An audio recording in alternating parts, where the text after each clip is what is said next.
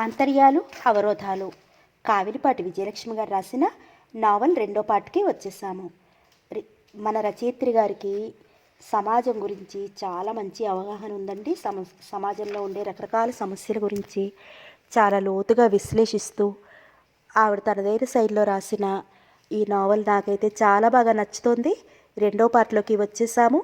ఈ కాలం ఆడపిల్లలు ఈ నావల్స్ చదివితే భలే అనిపిస్తుందండి నాకు. ఎంత కాషియస్గా ఉండొచ్చు ఈ పురుష సమాజంలో మోసపోకుండా. ఎంత నాలెడ్జ్ వస్తుందండి, నిజం కదా. మన టైంలో ఉన్నాయి కానీ ఈ బుక్స్ ఈ టైంలో పిల్లలకి తెలుగే రావట్లేదు. ఏం చేస్తాం. సరే, కథలోకి వెళ్ళిపోదాం. మానవునికి ఎన్ని కష్టసుఖాలున్నా నాది కాదన్నట్లు ఉరుకులు వేస్తోంది కాలం. ఆ కాలంతో పోటీ పడలేక సతమతమవుతున్నాడు మానవుడు. ఇదే కాలానికి మానవునికి మధ్య గల సంఘర్షణ. ఎంతటి గాయాలనైనా మాంచే శక్తి కాలపురుషుడి చేతిలో ఉంది. రోజులు గడిచే కొద్దీ బాధలన్నీ మర్చిపోయి మళ్ళీ మామూలుగా తిరగసాగారు రామనాథం గారు. వసంత విషయం గుర్తుకొచ్చినప్పుడల్లా మనస్సు కలుక్కుమనేది. అమ్మా, వసంత ఉత్తరం రాసింది అంటూ తెచ్చిచ్చింది సుమతి. రాజేశ్వరి ఉత్తరం శాంతం చదివి బరువుగా నెట్టొచ్చింది. ఏం రాసిందమ్మా? ఏం రాస్తుంది? నాన్నగారు వచ్చారా? వస్తే తను చేసిన పనికి క్షమించమంటూ రాసింది. ఈ ఉత్తరం మీ నాన్నగారికి అంటూ ఉత్తరం సుమతికిచ్చింది. వద్దమ్మా, నాన్నగారు అనవసరంగా కేకలిస్తారు. నెమ్మదిగా చెప్పచ్చులే, నీ ఇష్టం అంటూ లేచింది రాజేశ్వరి. వసంత రావడంతో నేను పుస్తకం చదువుతున్న రఫీ తలెత్తి ఏమిటి వసు అన్నాడు. చూడండి, సాయంత్రం వచ్చేటప్పుడు ఒక వంటల పుస్తకం తండి అంది నవ్వుతూ. ఎందుకేమిటి వంట నేర్చుకోవద్దు? ఏమిటి వసంత, నీకు వంట రాదు? చచ్చాంపో అన్నాడు నవ్వుతూ. వసంతకు కూడా నవ్వొచ్చింది. మా ఇంట్లో పూచిక పుల్ల కూడా అటు నుంచి ఇటు పెట్టి ఎరుగను, అంతా మా అక్కే చూసుకునేది. ఇప్పుడొచ్చింది అవస్థ. అలాగే తెస్తానులే నవ్వాడు రఫీ. మరుసటి రోజు వంటల పుస్తకం పెట్టుకుని తంటాలు పడుతూ ఉప్మా చేయడం ప్రారంభించింది వసంత. రఫీకి కూడా వంట బొత్తిగా చేత కాదు. ఉప్మా చేయటం ఆపి బయటకు ఒకసారి వచ్చింది వసంత. ఏమండి, ఒకసారి ఇలా వస్తారు, కొంచెం రవ్వ వేస్తూ ఉండండి, నేను కలియ పెడతాను అంది నవ్వుతూ. హుకుం జారీ చేశారు రాణిగారు, ఇక రాక తప్పుతుందా అంటూ వచ్చాడు రఫీ రవ్వ వేస్తుండగా కలియ పెడుతూ అంది వసంత. మా అక్క ఉప్మా చేస్తున్నప్పుడల్లా ఇలాగే నన్ను రమ్మని పిలిచేది. చిత్తం, అందుకే రాణిగారు నన్ను రమ్మని పిలిచారన్నమాట నవ్వాడు రఫీ. పో రఫీ, నీకెప్పుడు నవ్వులాట్లే అంది పొంగమూతి పెట్టి. ఎలాగోలా తంటాలు పడి చేయి కాల్చుకుని ఉప్మా చేయటం ముగించింది వసంత. ఉప్మాను చక్కగా ప్లేట్లలో సత్తి రఫీని పిలిచింది. ఉప్మా నోట్లో వేసుకుని అబ్బా అంటూ ఉమ్మేసి నవ్వసాగాడు రఫీ. ఏం రఫీ, బాలేదా అంటూ తను కూడా కొంచెం నోట్లో వేసుకుంది వసంత. రవ్వ ఇంకా సరిగ్గా ఉడకలేదు, ఉప్పెక్కువైంది. ఒకవైపు మాడిపోయిన వాసన కొడుతోంది. వసంత కూడా నవ్వు ఆగలేదు. చేసిన ఉప్మా అంతా దెబ్బలో కొట్టింది. ఇలా అయితే నువ్వు వంట చేసినట్లే మనం తిన్నట్లే. ఎందుకు వచ్చిన కూడా వసంత, ఓ వంట మనిషిని పెడతాను, ఆవిడ దగ్గర నేర్చుకో. అందాక మనకు హోటల్ భోజనమే శరణ్యం అన్నాడు రఫీ నవ్వుతూ. అలా చెయ్యి రఫీ, నాకు వంట తెచ్చుకోవడం సులువు అవుతుంది అంటూ అతనితో శృతి కలిపింది వసంత. వంట మనిషిని కుదిర్చాడు రఫీ. ఎలాగో అలాగా ఓ వారం రోజులు తంటాలు పడి వంట చేయటం నేర్చుకుంది వసంత. రఫీ నాన్ వెజిటేరియన్ అయినా వచ్చిన కొత్తలో నోరు కట్టేసుకున్నాడు. కానీ రాను రాను చాలా కష్టం అనిపించింది అతనికి. ఏం రఫీ, సరిగ్గా భోజనం చేయట్లేదు? మీల్స్ బాలేదా? అబ్బే ఏం లేదు వసంత, నేను నాన్ వెజిటేరియన్ అన్న సంగతి నీకు తెలియదు అన్నాడు నవ్వుతూ. పోనీ వారానికి ఒకసారి మిలిటరీ హోటల్కి వెళ్ళి రండి. అలాగైతే నా జీవితం అంతా నా ఒక్కడికే సరిపోతుంది, ఇంకేం మిగలదు నవ్వాడు రఫీ. పోనీ నా కోసమైనా అలవాటు మానుకోకూడదా రఫీ? ఎలా వసు? పోనీ చూద్దాంలే, నేను కూడా ఉద్యోగం చేస్తానండి అంది వసంత. ఉద్యోగమా? ఎందుకు వసు? నేనొక్కటి చేస్తే చాలదు అంటూ భోజనం ముగించి వెళ్ళిపోయాడు రఫీ. ఆ రోజు ఆదివారం సాయంకాలం చక్కగా అలంకరించుకుని అమ్మా, నా స్నేహితురాలు రాణి ఇంటికి వెళ్ళొస్తాను అంటూ తల్లికి చెప్పి బయటపడింది సుమతి. రిక్షా ఎక్కి తిన్నగా పబ్లిక్ గార్డెన్కి వచ్చింది. సీతాపతి తాను ఎప్పుడూ కూర్చునే స్థలంలో కూర్చుని సీతాపతి కోసం ఎదురు చూస్తోంది. ఆదివారం పబ్లిక్ గార్డెన్ జనసందోహంతో చాలా సందడిగా ఉంది. సూర్యుడు అస్తమిస్తున్నాడు. పంచమి చంద్రుడు సన్నని గీతలా కనపడుతున్నాడు. కొంతమంది పిల్లలు కేరెత్తలు కొడుతూ ఆడుకుంటున్నారు. పక్షులన్నీ కూలను చేరుకుంటున్నాయి. పక్షులు కిరికిలా రావాలతో ఎంతో ఆహ్లాదకరంగా ఉంది వాతావరణం. ఇంత అందమైన వాతావరణంలో ఉన్న సుమతి మొహంలో ఓ నిర్ధారణకు వచ్చినట్లు ఆందోళన కనపడుతోంది. మాటిమాటికి వాచి చూసుకుంటూ సీతాపతి ఇంకా రాలేదే ఆందోళన పడుతూ ఉంది సుమతి. వసంత జీవితంలో తన జీవితం కూడా ఓ కులిక్కి వస్తే ఏ బెడదా ఉండదు అనుకుంది. కాసేపటికి సీతాపతి వచ్చాడు. ఏం సుమతి, ఎందుకు అర్జెంటుగా రమ్మన్నావు అంటూ జేబురుమాల కింద పరుచుకుని కూర్చున్నాడు. ఎంత తొందరగా వద్దామన్నా ఆలస్యమైంది, క్షమించు అన్నాడు. సుమతి నవ్వింది. కాసేపు ఆఫీస్ విషయాలు మాట్లాడుకున్నారు. సుమతి గట్టి కొరుకుతూ అంది, సీతాపతి, ఎన్ని రోజులు ఈ తాగుడు మూతలు? లేడీ డాక్టర్ నా అనుమానాన్ని దృఢం చేసింది. నాలో మెదిలే మరో రూపం కోసమైనా మనం తొందరగా పెళ్లి చేసుకోవాలి. సీతాపతి గతుక్కుమన్నాడు. చూడు సమతి, నీకొక్క మాట చెప్తాను. పెళ్ళంటే నాకు పరమసహ్యం. మనం ఇలాగే హాయిగా స్వేచ్ఛగా ఉందాం, ఏమంటావు? సీతాపతి బాధతో గట్టిగా అరిచింది సుమతి. ఏమిటి, వేళాకోళం ఆటలేదు కదా? జీవితంతో అంటే ఆటలా? లేదు సుమతి, నిజమే చెప్తున్నాను. నన్ను క్షమించు. నాకు భార్యా బిడ్డలు ఉన్నారు. నిన్ను చేసుకుంటే వారి గతేం కాను? నిర్ఘాంతపోయింది సుమతి. సీతాపతి, ఏంటి నువ్వు అంటున్నది? నీకు పెళ్ళయిందా? బిడ్డలు ఉండి కూడా నన్ను ఎందుకు ఈ రొంపిలో దింపావు? క్రూషంగా అడిగింది సుమతి. చచ్చా, నేను నిన్ను రొంపిలో దింపానా? నువ్వేగా నన్ను కవ్వించి నవ్వించావు. మన మధ్య నా భార్య విషయాలు రాలేదు కనుక చెప్పలేదు. మించిపోయిందేముంది?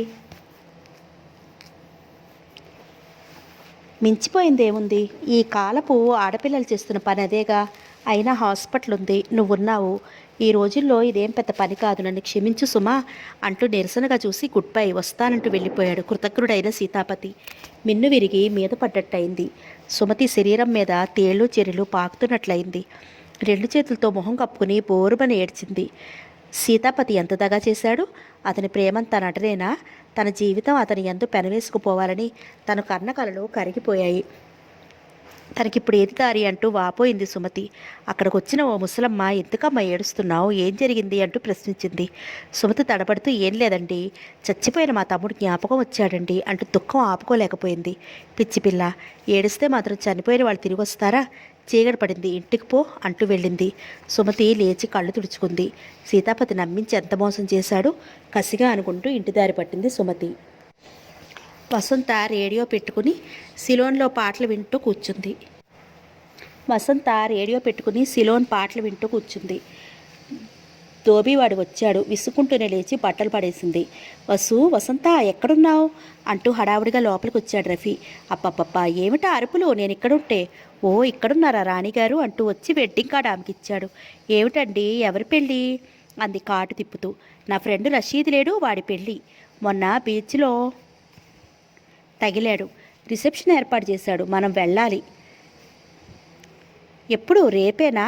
అవును రేపే. సరే అలాగే వెళదాం అంటూ నవ్వుతూ ఫ్లాస్క్లోని కాఫీ కప్పులో ఉంచి ఇచ్చింది. కాఫీ సిప్ చేస్తూ, వసంత మంచి పిక్చర్ వచ్చింది, వెళదాం, తొందరగా రెడీ అవ్వు అన్నాడు. ఇప్పుడెలాగండి, రాత్రికి వంట కూడా చేయలేదు. పోనిద్దు, వెధవ గొడవ, వచ్చినప్పుడు సరదాగా హోటల్లో భోంచేద్దాం అన్నాడు. ఓకే, అయితే ఓ 5 నిమిషాల్లో రెడీ అవను అంది వసంత. బేగం గారు అలంకరణ మొదలుపెట్టారంటే 6 రోజులు అవుతుంది పూర్తవటానికి. హాస్యం చేశాడు. మీకు ఎన్నిసార్లు చెప్పాను బేగం గీగం అనవద్దని? నాకు సరిపోదు, చిరుకోపం ప్రదర్శించింది వసంత. జీ హుజూర్, మాఫ్ కీజియే అన్నాడు రఫీ. వసంత నవ్వుతూ లేచి వెళ్ళింది. మరుసటి రోజు వసంత తెల్లటి జార్జెట్ చీర కట్టుకుంది. నల్లటి జాకెట్ తొడిగింది. 2 జడలలో మెడలో తెల్లరాళ్ళ నెక్లెస్తో, జడలో 2 వైట్ రోజా పువ్వులతో అలంకరించుకుని ఎంతో ముచ్చటగా తయారైంది. ఏం వసంత, ఇంకా తయారవ్వలేదా తలదువ్వుకుంటూ అన్నాడు రఫీ. ఇదిగో అయిపోయింది, లిప్స్టిక్ పూసుకుంటూ అంది వసంత. ఇద్దరు స్కూటర్లో బయలుదేరారు. స్కూటర్ ఒక పెద్ద అధునాతన బంగళా ముందు ఆగింది. అది వకీల్ మహబూఖాన్ గారి బంగళా. ఇంటి ముందు కార్లు, స్కూటర్లు ఆగి ఉన్నాయి. మహబూఖాన్ గారు ద్వారం వద్ద నిలుచుని అతిథులకు స్వాగతం చెప్తున్నారు. రఫీ వసంతలు రాగానే, hello Rafi, how do you do అంటూ లేచి కరచాలనం చేశాడు రషీద్. రఫియా, ఇతను నా బెస్ట్ ఫ్రెండ్ రఫీ, ఆమె వీరి మిస్సెస్ వసంత పరిచయం చేశాడు. నమస్తే అంది రఫియా. రఫీ వసంతలు ప్రతి నమస్కారం చేశారు. తాము తెచ్చిన ప్రజెంటేషన్స్ వారికి అందజేసి అప్పుడే ప్రక్కగా ఉన్న కుర్చీల్లో కూర్చున్నారు రఫీ వసంతలు. అందరి దృష్టి రఫీ వసంతల మీదే ఉంది. రఫియా సిగ్గుపడుతూ కూర్చుంది. ఆహుతులందరూ కూర్చుని ముచ్చటించుకున్నారు. ఖవ్వాలి ఒకటి ఏర్పాటు చేశారు. ఖవ్వాలి ముగిశాక డిన్నర్ జరిగింది. రఫీ వసంతలు నూతన వధూవరుల ప్రక్కన కూర్చున్నారు. ఖర్జూరం, ద్రాక్ష, కేక్, పానీయాలతో పాటు పలావ్ గిలావ్ అన్నీ అమర్చారు. వసంతకు వాటిని చూస్తుంటే డోకు వచ్చినంత పనైంది. రఫీ వసంతను కదుపుతూ, ఏం వసు అలా ఉన్నావు ప్రశ్నించాడు. ఎలాగండి, నాకు ఇవేమీ సహించవు. మెల్లగా మాట్లాడు, కంపెనీ కోసమైనా ఆ కేక్ తిను అన్నాడు. రఫీ బలవంతం మీద కొంచెం కేక్ తీసుకుని నోట్లో వేసుకుంది. 2 ద్రాక్ష పళ్ళు తింది వసంత. ఏమిటి రఫీ, మీ మిస్సెస్ అలా ఉన్నారు ప్రశ్నించాడు రషీద్. అప్పే ఏం లేదు, కొంచెం హెడేక్గా ఉందట సర్ది చెప్పాడు రఫీ. ఏదో డిన్నర్ పార్టీ అయిందనిపించి రఫీ వద్ద సెలవు తీసుకుని ఇంటికొచ్చి పడ్డారు. రావడంతోనే వసంత ఉసూరుమంటూ మేను వాల్చింది. రఫీ బూట్లు ఇప్పుకుంటూ, వసంత నీ తరహా ఏం బాలేదన్నాడు. ఎందుకని? మేనస్ లేకుండా అలా ప్రవర్తిస్తే అంతా ఏమనుకుంటారు గట్టిగా అన్నాడు. మీట్ అంటేనే నాకు టోకొచ్చినంత పని అవుతుంది. నా ఆహార నియమాలు తెలిసి కూడా మీరెందుకు తీసుకెళ్లారు నన్ను? అయితే ఇది నా తప్పేనంటావా? అవును, ముమ్మటికి మీ తప్పే గట్టిగా అంది. రఫీ కాసేపు ఏం మాట్లాడలేదు. పోనీలే Vasu, latest drop the topic అంటూ తన గదిలోకి వెళ్ళిపోయాడు.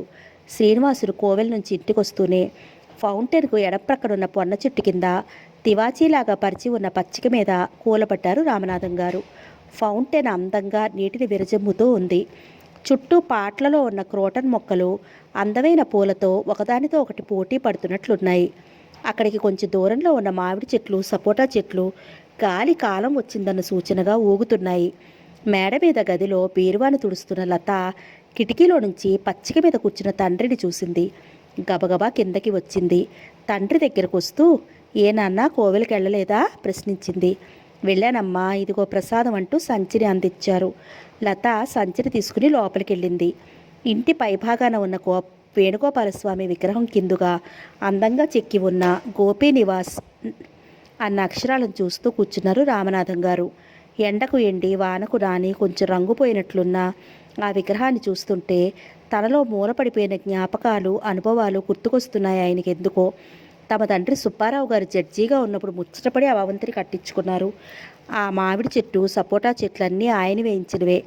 వారి కులదైవం వేణుగోపాలస్వామి. అందుకే ఆ విగ్రహం అంటే రామనాథం గారికి ఎంతో ప్రాణం. తండ్రి జడ్జిగా పనిచేసి ఎంతో కీర్తి ప్రతిష్టలు, స్థిరాస్తి సంపాదించుకున్నారు. తన చెల్లెలు భాగ్యలక్ష్మిని సంపన్న కుటుంబానికే ఇవ్వాలని చూశారు. కానీ మేనరికం వదులుకోలేక నీలకంఠానికి ఇచ్చి చేశారు. తండ్రి ఆర్జించిన సొమ్మును అభివృద్ధి పరచుకోలేకపోయాడు తాను. ఉన్న ఆస్తి కాస్త రాజేశ్వరి విలాసాలకు, విరాళాలకు, రాజీ తమ్ముడి చదువుకి కరిగిపోయింది. పార్వతి ఇంట్లో అడుగుపెట్టడంతో ఇల్లు లక్ష్మీదేవిలా కలకల్లాడింది. లత పుట్టినప్పుడు నిజంగా ఇంట్లో మహాలక్ష్మి పుట్టిందని సంతోషపడిపోయారు సుబ్బారావు గారు. లత పుట్టిన 2 ఏళ్లకే పార్వతి మరణించింది. తాను రాజేశ్వరిని 2వ వివాహం చేసుకోవలసి వచ్చింది. తండ్రి నాటి జ్ఞాపకాలు గుర్తుకొచ్చి కళ్ళు చెమ్మగిల్లాయి రామనాథం గారికి. ఏం బాబు ఇక్కడ కూర్చున్నారు అంటూ అరమరక్కిన సపోటాలు 6 తెచ్చి ఆయన ముందు పెట్టాడు రంగన్న. ఉలిక్కిపడ్డారు రామనాథం గారు. ఏం లేదు రంగన్న, ఊరికే కూర్చున్నాను. బాబుగారు, మిమ్మల్ని చూస్తుంటే కడుపు తరుక్కుపోయింది. వేళకింత పువ్వ కూడా తినటం లేదట లతమ్మ చెప్పింది. ఇలా అయితే మీ ఆరోగ్యం ఎట్టా? పెద్దబాబు గారు కూడా మనసు బాగాలేనప్పుడు ఇట్టాగే ఇక్కడే కూర్చునేవారు. ధర్మప్రభువులు అంటూ కళ్ళు తుడుచుకున్నాడు రంగన్న. పోనీలే రంగన్న, నువ్వు వెళ్ళి పని చూసుకో అంటూ లేచి ఇంట్లోకి దారి తీశారు. వెళుతూ వెళుతూ ఖాళీగా ఉన్న గ్యారేజీ వైపోసారి చూసి బరువుగా నెట్టూచ్చారు రామనాథం గారు. అమ్మా, నేను ఇంక ఉద్యోగం చేయను, నిజంగానే రిజైన్ చేశాను అంటూ అంది సుమతి క్లబ్కి వెళ్తున్న రాజేశ్వరితో. నివ్వెరిపోయింది రాజేశ్వరి. ఎందుకమ్మా, మీ నాన్నగారు ఏమైనా అన్నారా? లేదమ్మా, నాకు ఇష్టం లేదు అంటూ మేడ మీద తన గదిలోకి వెళ్ళిపోయింది సుమతి. సరే, నీ ఇష్టమని వెళ్ళిపోయింది రాజేశ్వరి. రోజులు గడిచే కొద్దీ సుమతి ముభావంగా తయారైంది. సరిగ్గా భోజనం చేయదు, ఎప్పుడూ ఏదో ఆలోచిస్తూ తన గదిలో కూర్చుంటుంది. సుమతి విషయం అంతా ఒక కంట కనిపెడుతూనే ఉంది లత. సాయంత్రం సోఫాలో కూర్చుని ఏదో ఆలోచిస్తుంది సుమతి. నటరాజ విగ్రహం దగ్గర కూర్చుని వీణ వాయిస్తోంది లత. వీణను వాయిస్తూ సుమతిని ఒకసారి చూసింది లత. వీణను పక్కకి తీసి పెడుతూ అంది లత. ఏమ్మా సుమతి, అలా ఉన్నావు ఈ మధ్య? ఏం లేదక్క, ఒంట్లో బాగోటం లేదు. ఉద్యోగాన్ని కూడా రాజీనామా చేసావటగా? అవునక్క, వెధవది బోరు కొట్టింది అంటూ లేచింది. నాన్నగారు ఎన్నిసార్లు చెప్పినా రాజీనామా చేయని సుమతి ఒక్కసారిగా రాజీనామా చేసిందంటే లతకు ఆశ్చర్యంగానే ఉంది. క్లబ్లో సెక్రటరీ ఇంకా రాలేదు, మెంబర్స్ అందరూ పూర్తిగా రాలేదు. అంతా కలిసి 11 మంది ఉన్నారు. అది క్లబ్లో ఓ విశాలమైన గది. గది మధ్యలో రౌండ్ టేబుల్, దాని చుట్టూ 10-12 కుర్చీలు అమర్చబడ్డాయి. గోడలకు 4 వైపులా దేశ నాయకుల ఫోటోలు ఉన్నాయి. నైటింగేలు, ఇందిరాగాంధీ, సరోజినీ నాయుడు, ముఖ్యమైన స్త్రీల పటాలు పూలమాలలతో అందంగా అమర్చబడ్డాయి. పక్కగా ఉన్న బీరువాలో లేడీస్ క్లబ్కు వచ్చిన షీల్డులు అందంగా అమర్చబడ్డాయి. పార్టీ లేనప్పుడు, ఫంక్షన్లు జరిగినప్పుడు స్త్రీలంతా తీయించుకున్న ఫోటోలు కూడా ఉన్నాయి. కొంతమంది దూరంగా కూర్చుని క్యారమ్స్ ఆడుతున్నారు. కొంతమంది టేబుల్ మీద ఉన్న పుస్తకాలను చదువుతున్నారు.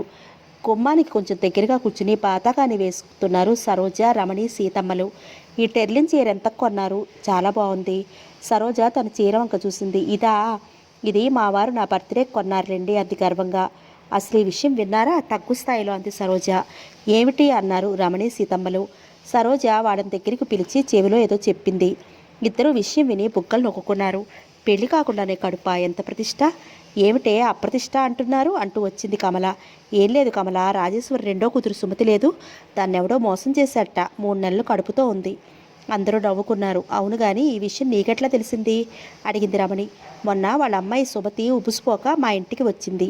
ఉన్నట్లుండి కళ్ళు తిరిగి పడిపోయింది. మా వాడు డాక్టరే కదా, ఇంట్లోనే ఉన్నాడు, పరీక్ష చేసి చెప్పాడు సరోజ గర్వంగా అంది. గుమ్మం దగ్గర నిల్చున్న వీళ్ళ మాటలు విన రాజేశ్వరి మొహంలో రంగులు మారాయి. మొహంకు అందగడ్డయింది. గుండెలో అగ్నిపర్వతాలు బద్దలయ్యాయి. విసురుగా వచ్చింది. ఏమిటే సరోజ ఇక్కడ కూర్చుని వాగుతున్నావు ఆవేశంగా అంది. అదిరిపడ్డారందరూ. హడిలిపోయిన సరోజ, ఓ మీరా రండి, మీకోసమే ఎదురు చూస్తున్నాం. లేని వినయం నటించింది. చాలేని నక్క వినయాలు. ఇంతవరకు ఏంటే వాగుతున్నావు, నిజం చెప్పు. గుట్లూరిమి నిలదీసి అడిగింది రాజేశ్వరి. ఉన్నమాటంటే ఉలికెందుకు, పోయి మీ సుమతినే అడగండి. ఏమిటే అడిగేది కోపంగా ప్రశ్నించింది. మీ అమ్మాయి 3వ నెల కడుపుతో ఉందట. విరగబడి నవ్వింది సరోజ. అవ్వా ఏం చోద్యం అంటూ అందరూ విరగబడి నవ్వారు. భూమి కంపించినట్టయింది. రాజేశ్వరి శరీరం మీద తేళ్లు చెరులు పాకినట్టయింది. సరోజ, నీలో ఇంత కుత్సిత ఉందనుకోలేదు. ఇతరుల విషయాల్లో అనవసరంగా జోక్యం కల్పించుకుంటున్నావు. పెళ్లి కాని పిల్లపై అభాండాలు వేస్తావా? పైకి సంస్కారవంతులుగా కనిపిస్తూ లోపల ఎంత కుళ్ళు కుత్సితం ఉన్న మీతో స్నేహం చేయడం నాదే పొరపాటు. ఎవ్వరూ మాట్లాడలేదు. రాజేశ్వరి కోపంతో ఆవేశంగా అంది. నా దగ్గర డబ్బున్నప్పుడు కాకుల్లా మూగి నన్ను పొగిడారు. ఇప్పుడు డబ్బు లేదని నన్ను కించపరుస్తున్నారు. మీరు కృతజ్ఞులు. మీకోసం నా డబ్బు అనవసరంగా ఖర్చు చేశాను. చిచి చీత్కారం చేసింది. సెలవు అంటూ విసవిస నడిచి వెళ్ళింది రాజేశ్వరి. వెళ్ళిపోతున్న రాజేశ్వరిని చూసి మరొకసారి గట్టిగా నవ్వారు. వారి నవ్వుకు క్లబ్ అంతా దద్దరిల్లింది. మెట్లు దిగి వస్తున్న రాజేశ్వరికి తన కారు సొంతం చేసుకున్న విమల ఎదురైంది. Hello Raji, what is the matter అంది. రాజేశ్వరి మనసులో కెలిగినట్లయింది. విమలను ఒకసారి తీక్షణంగా చూసి మారు మాట్లాడకుండా వెళ్ళిపోయింది రాజేశ్వరి. రాజేశ్వరి వైఖరి అర్థం కాక మూతి తిప్పుతూ లోపలికి వెళ్ళింది విమల. ఆడవాళ్ళ నోట్లో నువ్వు గింజన తాగదు అన్నట్టు సుమతి విషయం ఈతర కన్నా వేగంగా క్లబ్లో పాకిపోయింది. రాజేశ్వరి అంటే ఈర్ష్య ఉన్న వాళ్ళందరూ హాయిగా నవ్వుకున్నారు. కొంతమంది జాలి పట్టారు. అటు సనాతనాన్ని వదలలేక ఇటు అధునాతనాన్ని విస్మరించలేని వాళ్లకు ఈ అపనిందలు అవమానాలు తప్పవేమో. వసంత ఆదర్శ వివాహం చేసుకున్నప్పుడు తన్ను పొగుడుతూ ఆకాశానికి ఎత్తిన క్లబ్ మెంబర్సేనా వీరు ఈనాడు ఇలా అవహేళన చేస్తున్నారు అనుకుంది. మొహం కందగడ్డలా చేసుకుని వస్తున్న తల్లిని చూసి పూలు కడుతున్న లత కొంప మునిగింది అనుకుంది. ఇంట్లోకి వస్తూనే సుమతి అంటూ గట్టిగా అరిచింది. రాజేశ్వరి కేకకు ఇల్లంతా దద్దరిల్లింది. తన గదిలో కూర్చుని ఏదో పుస్తకం చదువుతున్న సుమతి తల్లి అరుపు విని అదిరిపడింది. భయంతో నెమ్మదిగా తల్లి దగ్గరికి వచ్చింది. చెప్పవే, నేను విన్నది నిజమేనా గర్జించింది రాజేశ్వరి. ఏమిటి అన్నట్లు బెదురుతూ తల్లి మొహంలోకి చూసింది సుమతి. చెప్పు, ఏం అలా గుట్లప్పకి చూస్తున్నావు? నీకు 3వ నెలంట కదా. లత పక్కలో బాంబు వేసినట్లు అదిరిపడింది. తప్పు చేసిన దానికి మళ్ళీ మౌనంగా తలవాల్చి పొటపటా కన్నీరు కారుస్తూ నిలబడింది సుమతి. సీతాపతి నన్ను పెళ్లి చేసుకుంటానని నమ్మించి మోసం చేశాడమ్మా. అతనికి 3 పిల్లలట. మొహం 2 చేతులతో కప్పుకుని బావురు మంది. ఈ మాటలు వింటూనే హా అంటూ గుండె పట్టుకుని విరుచుకు పడిపోయారు రామనాథం గారు. నాన్న అంటూ పరిగెత్తింది లత తండ్రి దగ్గరికి. రాజేశ్వరి, లత కలిసి ఆయన మంచం మీద పడుకోబెట్టారు. రాజేశ్వరికి కాలు చెయ్యి ఆడలేదు. లత ఆయన మొహం మీద నీళ్లు చల్లి ఫోన్ దగ్గర పరిగెట్టింది. సుమతి కంటికి మంటికి ఏకదారగా ఏడుస్తోంది. రాజేశ్వరి రామనాథం గారి గుండెల మీద రాస్తూ కూర్చుంది. ఫ్యామిలీ డాక్టర్కు ఫోన్ చేసి తండ్రి దగ్గరికి కంగారుగా వచ్చింది లత. ఫ్యాను ఆన్ చేసింది. రాజేశ్వరి కళ్ళ నీళ్లు పెట్టుకుంది. కబురు అందగానే ఫ్యామిలీ డాక్టర్ విశ్వనాథ్ పరిగెత్తుకుంటూ వచ్చాడు. రామనాథం గారిని చూసి టాబ్లెట్స్ ఇస్తూ, చూడమ్మా లత, నాన్నగారి పరిస్థితి ఏమీ బాగాలేదు, ఉద్రేకపడకుండా చూడండి. ఈ మాత్రలు 2 గంటలకు ఒకసారి వేయండి, నేను మళ్ళీ వస్తానంటూ వెళ్ళిపోయాడు డాక్టర్. ఏడుస్తూ అక్కడే కూలబడింది రాజేశ్వరి. మేడ మీద తన గదిలో కూర్చుని ఏడుస్తోంది సుమతి. గోడకు చేరగిలపడి శూన్యంలోకి చూస్తోంది రాజేశ్వరి. మొహమంతా ఉబ్బిపోయింది, తల చెదిరిపోయింది. ఎదురుగా గోడకు తగిలించిన అద్దంలో తన ప్రతిబింబం తనను వెక్కిరిస్తూ కనపడింది. ఒకవైపు క్లబ్లో జరిగిన అవమానం మనసు తొలిచేస్తోంది. సుమతి అలా అవడానికి కారణం నువ్వే నువ్వే నువ్వే అని అందరూ అంటున్నట్లు తన్ను వేలెత్తి చూపిస్తున్నట్టు ఉంది. కాదు కాదు అని గట్టిగా అరవబోయింది. కానీ గొంతు పెగలలేదు రాజేశ్వరికి. తండ్రికి దుప్పటి కప్పి తల్లి దగ్గరికి వచ్చింది లత. లతను చూసి గట్టిగా ఏడ్చేసింది రాజేశ్వరి. రామనాథం గారు అత్తబాధలోనూ కళ్ళు విప్పారు. ఎందుకు ఏడుస్తావు రాజీ? అంతా సర్వనాశనం అయ్యాక పిల్లల్ని ఇలా తిరగనివ్వద్దంటే విన్నావా? ఇప్పుడు అనుకుని ఏం లాభం? నీ చనువు వలనే అలా తయారయ్యారు వాళ్ళు. నువ్వే వాళ్ళని పాడు చేశావు. ఆవేశపడిపోయారు రామనాథం గారు. నాన్న, ఆవేశపడకండి, మళ్ళీ గుండె నొప్పి వస్తుంది అంటూ తండ్రిని పడుకోబెట్టింది లత. 2 రోజులు గడిచాయి. డాక్టర్ ప్రతిరోజు వచ్చి మందులిచ్చిపోతున్నాడు. రోజుకోసారైనా గుండె నొప్పి వస్తోంది డాక్టర్. బాధతో మెలికలు తిరిగిపోతున్నారు అంది లత తండ్రి గుండె నిమురుతూ. మరేం పర్వాలేదమ్మా, దానికి మందు రాసిస్తాను అంటూ ప్రిస్క్రిప్షన్ రాసి ఆమె చేతికిస్తూ, రోజు 2 సార్లు ఇవ్వండి, ఆవేశం పనికిరాదు, మళ్ళీ రేపొస్తానంటూ వెళ్ళాడు డాక్టర్. రాజేశ్వరి 2 రోజుల్లో దాదాపు పిచ్చిదానిలా తయారైంది. కూతురు చేసిన పనికి బాగా టీలా పడిపోయింది. రాత్రంతా నిద్రలేక కళ్ళు వాచి మొహం ఎర్రగా అయిపోయింది. రామనాథం గారికి మొహం చూపించాలంటే భయంగా ఉంది. ఎక్కడ ఆవేశపడతారో అని. లత తండ్రి దగ్గరే కూర్చుని రాత్రి పగలు ఆయన్ని కనిపెట్టుకుని కూర్చుంది. ఆయన లేచినప్పుడల్లా బాధను మర్చిపోవడానికి భాగవతం గీతను చదివి వినిపిస్తోంది. సుమతి విషయం గుర్తొచ్చినప్పుడల్లా మౌనంగా కన్నీరు కార్చేవారు రామనాథం గారు. ఆ సమయంలో లతకి ఏం చేయడానికి పాలుపోవడం లేదు. రాజేశ్వరి భర్త నిద్రలో ఉన్నప్పుడల్లా వచ్చి చూసి వెళుతోంది. ఎలా ఉందమ్మా మీ నాన్నగారికి? డాక్టర్ గారు ఏమన్నారు? అడిగింది నెమ్మదిగా పళ్ళరసం తీస్తున్న లతను. పర్వాలేదమ్మా, నిన్నటి కంటే కొంచెం నయం. రాజేశ్వరి కళ్ళనీళ్లు పెట్టుకుంది. ఓ 1 వారం రోజులు గడిచాయి. మనిషి ఏడ్చినా నవ్వినా రోజులు మాత్రం గడిచిపోతూ ఉంటాయి. అవే రోజులు కొందరికి గడ్డుగా గడిస్తే మరికొందరికి హాయిగా గడుస్తాయి. అదే సృష్టి వైచిత్ర్యం. పర్వాలేదమ్మా, నిన్నటి కంటే కొంచెం నయం. రాజేశ్వరి కళ్ళనీళ్లు పెట్టుకుంది. ఓ 1 వారం రోజులు గడిచాయి. మనిషి ఏడ్చినా నవ్వినా రోజులు మాత్రం గడిచిపోతూ ఉంటాయి. అవే రోజులు కొందరికి గడ్డుగా గడిస్తే మరికొందరికి హాయిగా గడుస్తాయి. అదే సృష్టి వైచిత్రం. ఏమండి, సాయంత్రం త్వరగా వస్తారు కదూ? అడిగింది వసంత. ఎందుకు? తలదువ్వుకుంటూ అడిగాడు రఫీ. ఏం లేదండి, 2 చీరలు కొనుక్కోవాలి, షాపింగ్కి వెళదామని. సారీ వసంత, ఈరోజు 6 గంటల వరకు రాను, నువ్వు వెళ్ళు అన్నాడు రఫీ. వసంత మొహం మార్చుకుంది. బజార్లో రత్న క్లాతింగ్ షాప్ లేదు, అది నా ఫ్రెండ్దే, వెళితే అక్కడికి వెళ్ళు, అరువుగా ఇస్తాడు బట్టలు. వసంత మొహం విప్పారింది. అలా చెప్పరేమండి? అలా అయితే ప్రతి నెల 1-2 కొనుక్కోవచ్చుగా అంది సంతోషంగా. అలాగే, మరి నేను వస్తాను అంటూ వెళ్ళిపోయాడు రఫీ. వసంతను చూస్తూనే సాదరంగా ఆహ్వానించాడు షాప్ యజమాని. రండి రండి అంటూ. ఒరే, అమ్మగారు వచ్చారు, కుర్చీ వేసి 2 కూల్ డ్రింకులు పట్టుకురా ఆజ్ఞాపించాడు షాపు కుర్రవాడు. కుర్చీ వేసి హడావుడిగా బయటికి పరిగెత్తాడు. వసంత పంటలు చూస్తూ, చూడండి, కొత్త డిజైన్లోని చీరలు చూపించండి అంది. ఓ చీరను చూపిస్తూ, చూడండి, ఇది నిన్ననే వచ్చింది, నిన్ననే ఒక డిఎస్పీ గారి భార్య పట్టుకెళ్లారు, మీకు బాగా మ్యాచ్ అవుతుంది అన్నాడు. వసంత నవ్వింది. చాలాసేపు బట్టల నాణ్యతను చూసి 3 జార్జెట్ చీరలు, 2 ఫుల్ వాయిలు, ఒక టెరికాటన్ చీర తీసుకుంది. అలాగే భర్తకు కూడా 2 టెరికాట్ ప్యాంట్ క్లాతింగ్లు, 2 టెర్లింగ్ షర్ట్లు తీసుకుంది. మంచి డోర్ కట్టెలు ఉంటే చూపండి. షాప్ వాడు చాలా రకాలు చూశాడు. వాటిలో తనకు నచ్చిన 2 కలర్లు ఎన్నుకుంది వసంత. బిల్లు వేసిచ్చాడు షాప్ వాడు. కూల్ డ్రింక్స్ తెచ్చాడు షాప్ కుర్రవాడు. డ్రింక్ తాగేసి బిల్లు అందుకుని హ్యాండ్ బ్యాగ్లో పెట్టుకుంటూ అంది వసంత. చీరల్లో కొత్త డిజైన్లు వస్తే ఇంటికి కబురు చేయండి. అలాగేనమ్మా, షాపు కూరని పంపిస్తాను, మీరు ఉండండి, బాయ్ కాకేశాడు. చూడు, అమ్మగారి ఇంటి దగ్గర దిగపెట్టు. ప్యాకింగ్ బాయ్ చేతికిచ్చి మౌనంగా బయలుదేరింది వసంత. భర్త ఇంటికి వస్తూనే కాఫీ ఇచ్చి తను సెలెక్ట్ చేసినవన్నీ చూపించింది. ఇంకా మంచి చీరలు ఉన్నాయి, బెనారస్ పట్టు చీర ఒకటి తీసుకుందామనుకున్నాను, మీరేమనుకుంటారో అని మానేశాను. పోనీలేండి, వచ్చే నెల తీసుకుంటాను. భర్త మొహంలోకి చూసింది వసంత. ఏమిటి, షాపునే ఇంటికి తెచ్చేసావే, ఇంతకు బిల్లిచ్చాడా నవ్వుతూ అన్నాడు రఫీ. వసంత ఉడుక్కుంది. అదిగో, ఎందుకు మీకు నవ్వు అంటూ బిల్లు అందించింది. బిల్లు చూస్తేనే ఏమిటి, 800 నిర్ఘాంతపోయాడు రఫీ. ఏమిటండి అలా ఆశ్చర్యపోయారు? అది కాదు వసంత, ఏదో 200 లోపు తెస్తావనుకున్నాను. ఇలా అయితే నా జీతం అంతా నీ పౌడర్లకి బట్టలకి సరిపోతుంది. మీ మదర్ మాదిరి ఇన్ని కొనేసావేంటి? వసంత మొహం వివరణమైంది. అనవసరంగా మా అమ్మని ఎందుకు అంటారు? బట్టలు తెచ్చుకోమంటే తెచ్చాను. మేము షాపింగ్కి వెళ్ళినప్పుడల్లా 1000-2000 తక్కువ కాకుండా తెచ్చేవాళ్ళం. అయ్య బాబోయ్ అన్నాడు రఫీ గట్టిగా. అది కాదు వసంత. ఏది కాదు? మీకు ఇష్టం లేదని చెప్పకూడదు. రేపే అన్ని బట్టలు వాపస్ చేస్తాను, ఉక్రోషంగా అది వసంత. వసంత, నేను చెప్పేది కాస్త అర్థం చేసుకో. అసలే నా జీతం మన అవసరాలకు చాలకుండా ఉంటే దుబారా ఖర్చెందుకు అన్నాను. దుబారానా? నేను దుబారా చేస్తున్నానా? అందుకే నేను ఉద్యోగం చేస్తే ఈ గొడవే ఉండదుగా. వసంత, గట్టిగా అరిచాడు రఫీ. అవును రఫీ, నేను కూడా ఉద్యోగం చేస్తే వేడినీళ్ళకు చన్నీళ్లు తోడున్నట్టు అవుతుంది, డబ్బులు చేతిలో ఉంటాయి, గట్టిగా అంది వసంత. నువ్వు ఉద్యోగం చేయడం నాకు ఇష్టం లేదు వసంత. ఎందుకని? అవన్నీ నన్ను అడక్కు అన్నాడు కోపంగా. రఫీ, అరిచింది వసంత. పెళ్లికి ముందు మనం అనుకున్న మాటలేగా ఇది, ఇప్పుడు ఇదేమిటి? పెళ్లికి ముందు ఎన్నో అనుకుంటాం, కానీ అన్నీ ఎలా నెరవేరుతాయి? ఎటో చూస్తూ అన్నాడు రఫీ. వసంత నిర్ఘాంతపోయింది. రఫీ, మీవన్నీ గాలి కబుర్లేనా? అంతా నాటకం. వసంత, నన్ను విసిగించకు. నీ ఇష్టం వచ్చినట్టు చెయ్యి. కోపంగా అనేసి బయటికి వెళ్ళిపోయాడు రఫీ. భర్త వైఖరికి ఆశ్చర్యపోయింది. వసంతకు కళ్ళనీళ్ల పర్యంతమైంది. పాల గ్లాస్ పట్టుకుని సుమతి గదిలోకి అడుగుపెట్టింది లత.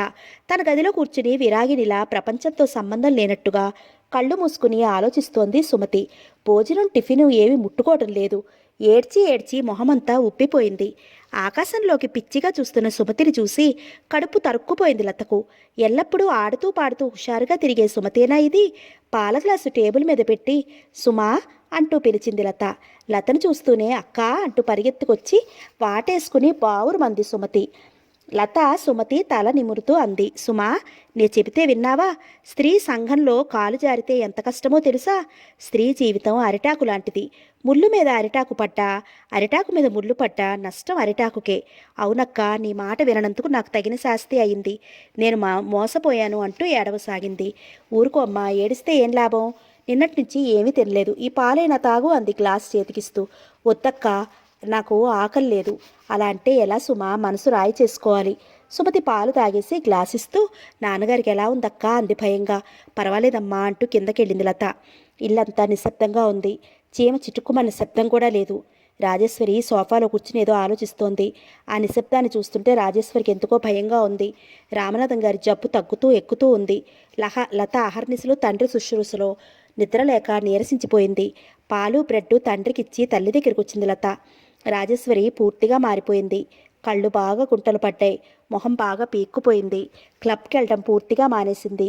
సుమతి చేసిన పనికి చిక్కి సగమైపోయిన తల్లిని చూస్తే లతకు కళ్ళమ్మట నీళ్ళొచ్చాయి. అమ్మా, ఏమిటమ్మా అంది తలెత్తి రాజేశ్వరి. ఇలా ఉంటే సుమతి గతేం కాను? దానికి పెళ్ళెలా అవుతుంది? ముందు సంగతి ఆలోచించొద్దు నెమ్మదిగా అంది లత. లత ఉద్దేశం రాజేశ్వరికి అర్థమైంది. చీర చెంగుతో కళ్ళొత్తుకుంది రాజేశ్వరి. విచారించి ప్రయోజనం లేదమ్మా. ఆలోచించి ఏదో ఒకటి చెయ్యాలి.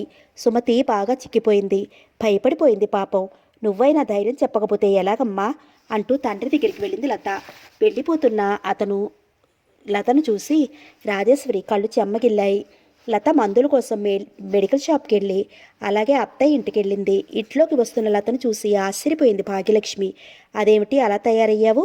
బాగా చిక్కిపోయావు అంటూ చాప వేసింది. ఎవరూ వచ్చింది అంటూ వచ్చాడు చంద్రం. లతరా చెప్పింది భాగ్యలక్ష్మి. ఏం లత, బాగా తీసిపోయావు మునుపటికి ఇప్పటికీ? మామయ్య వచ్చాడా ప్రశ్నించాడు చంద్రం. లత తలోపింది. ఏమిటి మంచి ఎండలో వచ్చావు? మందులు ఎవరికి పట్టుకెళ్తున్నావు అంది లతకు మంచినీళ్ళు ఇస్తూ. నాన్నకత్తయ్య, ఆయన ఆరోగ్యం ఏమీ బాగాలేదు. బాగా జబ్బు పడ్డారు. ఇప్పుడే కోలుకుంటున్నారు కొద్దిగా. ఈ విషయం మీకు ఎలా చెప్పాలో తెలియటం లేదంటూ నెమ్మదిగా సుమతి విషయం బయటపెట్టింది. భాగ్యలక్ష్మికి నోట మాట రాలేదు. చంద్రం ఆశ్చర్యపోయాడు. హవ్వా, ఎంత పని జరిగింది? చిచి, ఆడపిల్లలలా తెగించడానికి మీ అమ్మే కారణం అంది. అమ్మ బాగా డీలా పడిపోయింది అత్తయ్య. క్లబ్కు కూడా వెళ్ళటం లేదు. దేవుళ్ళంటి అన్నయ్య ఆరోగ్యం దెబ్బతింది. పాపం అన్నయ్య ఎలాగున్నాడు? మందులు అవి సరిగా తీసుకుంటున్నాడా? మా ఫ్యామిలీ డాక్టర్ విశ్వనాథం గారు మందులు ఇస్తున్నారు. 1000 రూపాయల దాకా ఖర్చయింది. కానీ రోజు రోజుకి నాన్నగారు నీరసించిపోతున్నారు. నువ్వొకసారి రాకూడదా అత్తయ్య అంది. వస్తానమ్మా, అన్నయ్యని చూడాలనుంది. ఈ పరిస్థితుల్లో వస్తే మీ అమ్మ ఏమన్నా అనుకుంటుందేమో. పెద్దదానివి, నీ సానుభూతి వాక్యాలన్నా అమ్మకు కాస్త ఊరడింపుగా ఉంటుంది. రా అత్తయ్య అంది లత. సీతాపత్ అంటే సుమతి వాళ్ళ ఆఫీసులో పనిచేస్తాడు, ఎర్రగా ఉంటాడు, వాడే కదూ ప్రశ్నించాడు చంద్రం. అవును బావా. ఇప్పుడు అనుకుని ఏం లాభం? అంతా మన కర్మ. ఇక వస్తానత్తయ్య. వస్తా బావా లేచింది లత. అన్నయ్యను కాస్త జాగ్రత్తగా కనిపెట్టుకుని ఉండమ్మా. నేను రేపో ఎల్లుండో వస్తాను అంది భాగ్యలక్ష్మి. లత నిట్టూర్చి ఇంటికి బయలుదేరింది. సుమతిని తీసుకుని ఆసుపత్రికి బయలుదేరింది రాజేశ్వరి. లేడీ డాక్టర్తో చెప్పి మందు ఇప్పించింది. సుమతికి మ్యారేజ్ అయినట్లు, అల్లుడు వేరే ఉన్నట్లు బొంకి గర్భస్రావం చేయించింది. కుటుంబ నియంత్రణ అమల్లో ఉన్న కాలం గర్భవిచ్ఛిత్తి ఏమంత సమస్య కాలేదు. 15 రోజులు ఆసుపత్రిలో ఉండి చక్కా వచ్చింది సుమతి. బాగా నీరసించి తెల్లగా పాలిపోయింది. ఓ 10 రోజుల్లో మామూలు మనిషిగా తయారైంది. అమ్మయ్య, సుమతి మొహంలో మళ్ళీ ఎన్నాళ్ళకి నూతన కళ తొంగి చూసింది. హాయిగా నెట్టొచ్చింది లత. నాన్న, మీకు ఉత్తరం వచ్చింది అంటూ తెచ్చింది లత. ఎవరు రాశారమ్మా? చదివి వినిపించు నెమ్మదిగా అన్నాడు రామనాథం గారు. మీ స్నేహితుడు జగన్నాథం గారు రాశారు నాన్న అంటూ ఓ మారు తనలో చదువుకుంది లత. ఇది కళా నిజమా అనుకుంది. లత ఆనందంతో, నాన్న, మీ స్నేహితుడు జగన్నాథం గారి కొడుక్కి మన సుమతిని చేసుకుంటారని రాశారు నాన్న. ఈ నెలాఖరులో మంచి ముహూర్తం ఉందట చెప్తోంది లత. రామనాథం గారికి 1000 ఏనుగుల బలం వచ్చినట్లయింది. ఆనందంతో రాజీ అంటూ గట్టిగా అరిచి పైకి లేవబోయారు. లత ఆనందంతో ఉప్పితప్పిపోతోంది. ఉండండి నాన్న, అమ్మని నేను పిలుచుకొస్తాను అంటూ కిందకి పరిగెత్తింది లత.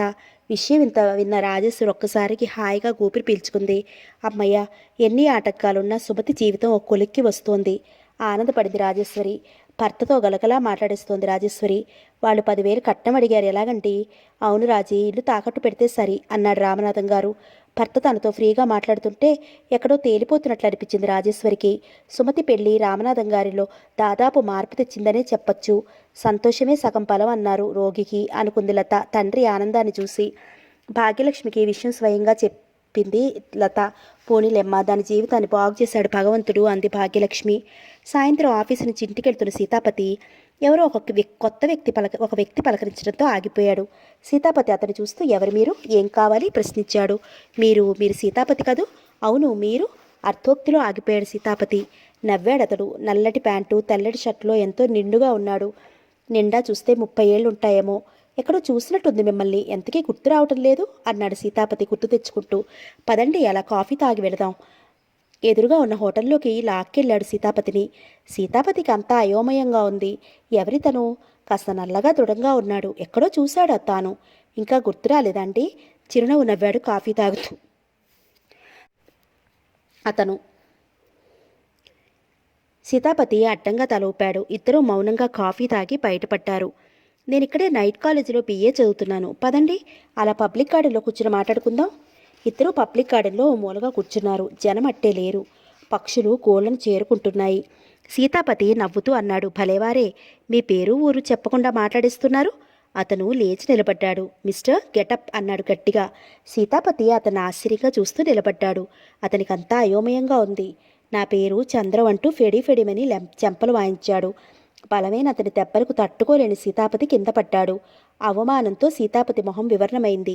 ఎవడ్రా నువ్వు అంటూ చంద్రం కాలర్ పట్టుకున్నాడు. చంద్రం విడిపించుకుని, యూ స్కౌండ్రల్, ఆడపిల్లల జీవితాలతో చెలగాట మాడతావరా?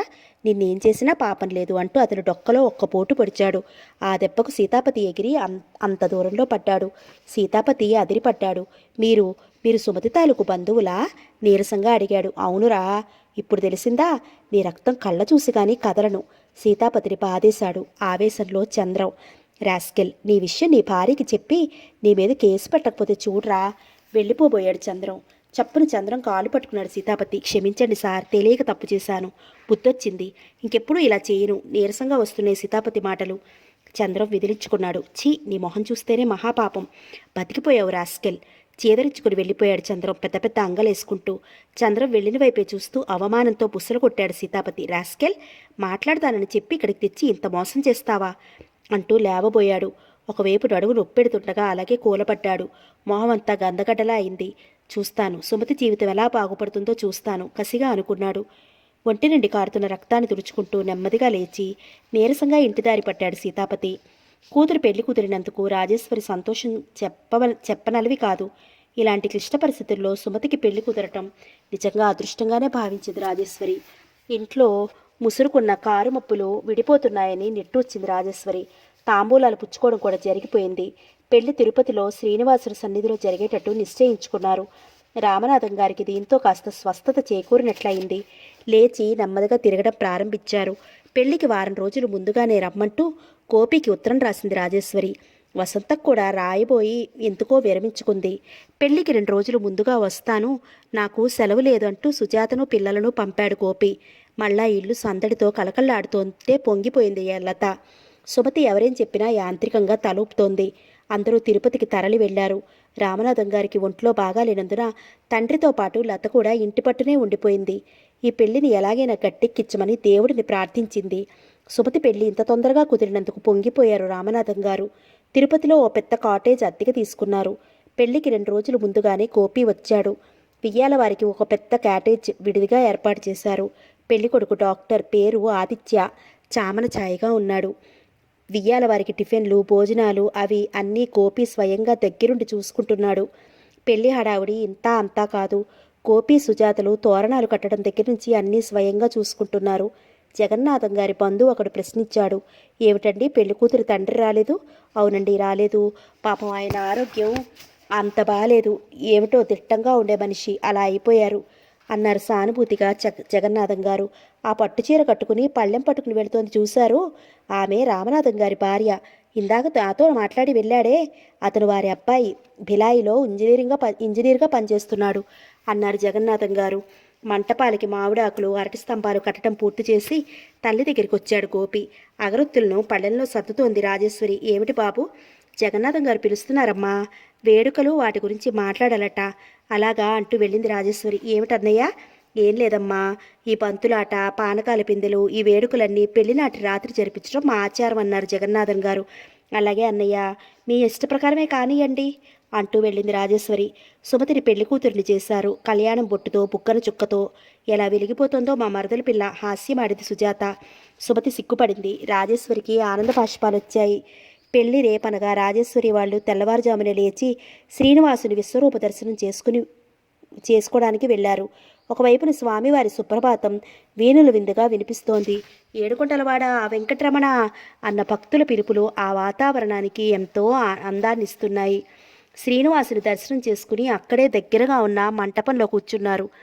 దీని పెళ్ళైపోతే సగం భారం తగ్గుతుంది స్వామి, నువ్వే గట్టెక్కించు. దేవుడికి మొక్కుకుంది రాజేశ్వరి. గోపి స్వామివారి ప్రసాదం కొనుక్కొచ్చాడు. తిరుపతికొచ్చి ఎన్నాళ్ళైందో మళ్ళీ సుమతి పెళ్లికి రావడం జరిగింది అంది సుజాత భర్తతో. భక్తుల చేతిలోని ప్రసాదాలు, ఆడవారి జడలోని పూలను లాక్కెడుతున్న కోతుల్ని ఆశ్చర్యంగా చూస్తున్నారు పిల్లలు. సుజాత ఎప్పటితో మొక్కుబడి ఉందని తను తెచ్చిన 50 రూపాయలు ధర్మహుండీలో వేసింది. ఆ రోజు రాత్రి రాజేశ్వరి సుజాతలకు నిద్ర పట్టలేదు. ఏవో విషయాలు మాట్లాడుకుంటున్నారు. గోపి పిల్లలు మాత్రం నిద్రపోయారు. ప్రొద్దున్నే 10:30కి పెట్టారు ముహూర్తం. తెల్లవారగట్ట తలకు స్నానం చేసి పట్టుచీర కట్టుకుంది సుజాత. ప్రభాత వేళ సుప్రభాతం వీణుల విందుగా వినిపిస్తుండగా లేచారు గోపి. రాజేశ్వరి హడావుడి అంతా ఇంతా కాదు. సరిగ్గా 9:30కి మంగళవాయిద్యాలతో వెళ్ళి వియ్యాలవారిని పెళ్లి పందిరికి తీసుకొచ్చారు. ఒకవైపు సుమతికి అలంకరణ చేస్తున్నారు అమ్మలక్కలు.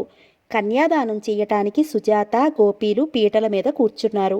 పురోహితుడి మంత్రాలతోనూ మంగళవాయిద్యాలతోనూ పెద్దవాళ్ల మాటలతో పెళ్లి పందిరి ఎంతో హడావుడిగా ఉంది. ఒకవైపు వియ్యాలవారి బంధువులు, ఆహూతులు అందరూ కూర్చున్నారు. పెళ్లి కొడుకు వచ్చి పీటల మీద కూర్చున్నాడు. ముహూర్తానికి టైం అవుతోంది, అమ్మాయిని తీసుకురండి అంటున్నాడు పురోహితుడు. మంగళ వాయిద్యాలు మారుప్రోగాయి.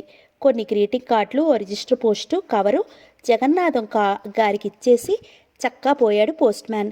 గ్రీటింగ్ కార్డులు పక్కన పడేస్తూ, రిజిస్టర్ పోస్టులో ఎవరు రాశారబ్బా? కవరు చించారు జగన్నాథం గారు. ఉత్తరం చదువుతున్న జగన్నాథ గారి మొహంలో రంగులు మారాయి. కోపంతో కళ్ళు ఎర్రపట్టాయి. జగన్నాథం గారి గుండెల్లో అగ్నిపర్వతాలు బద్దలవుతున్నాయి. రాజేశ్వరి, కొంతమంది స్త్రీలు కలిసి పసుపు పట్టలతో ఉన్న పెళ్లి కూతురిని నడిపించుకుంటూ వస్తున్నారు. అభం శుభం ఎరుగని అమాయకురాలి మీద నిందలేస్తావా? పీటల మీద పెళ్లి ఆగిపోతే ఎంత అవమానమో తెలుసా? ఆయన మనసు ప్రశ్నించింది. తల పగిలిపోతున్నట్టు అనిపించింది. 2 చేతులతోనూ తల పట్టుకుని ఆపండి పెళ్లి గట్టిగా అరిచారు జగన్నాథం గారు. పందిరిలో ఉన్న వాళ్ళంతా నిర్ఘాంతపోయారు. రాజేశ్వరి కాళ్ల కింద భూమి కదిలిపోతున్నట్లు అనిపించింది. ఆ మాట వింటూనే సుమతి స్పృహ తప్పి పడిపోయింది. అయ్యో, పెళ్లి కూతురు పడిపోయింది. కొందరు స్త్రీలు సుమతి దగ్గరికి పరిగెత్తారు.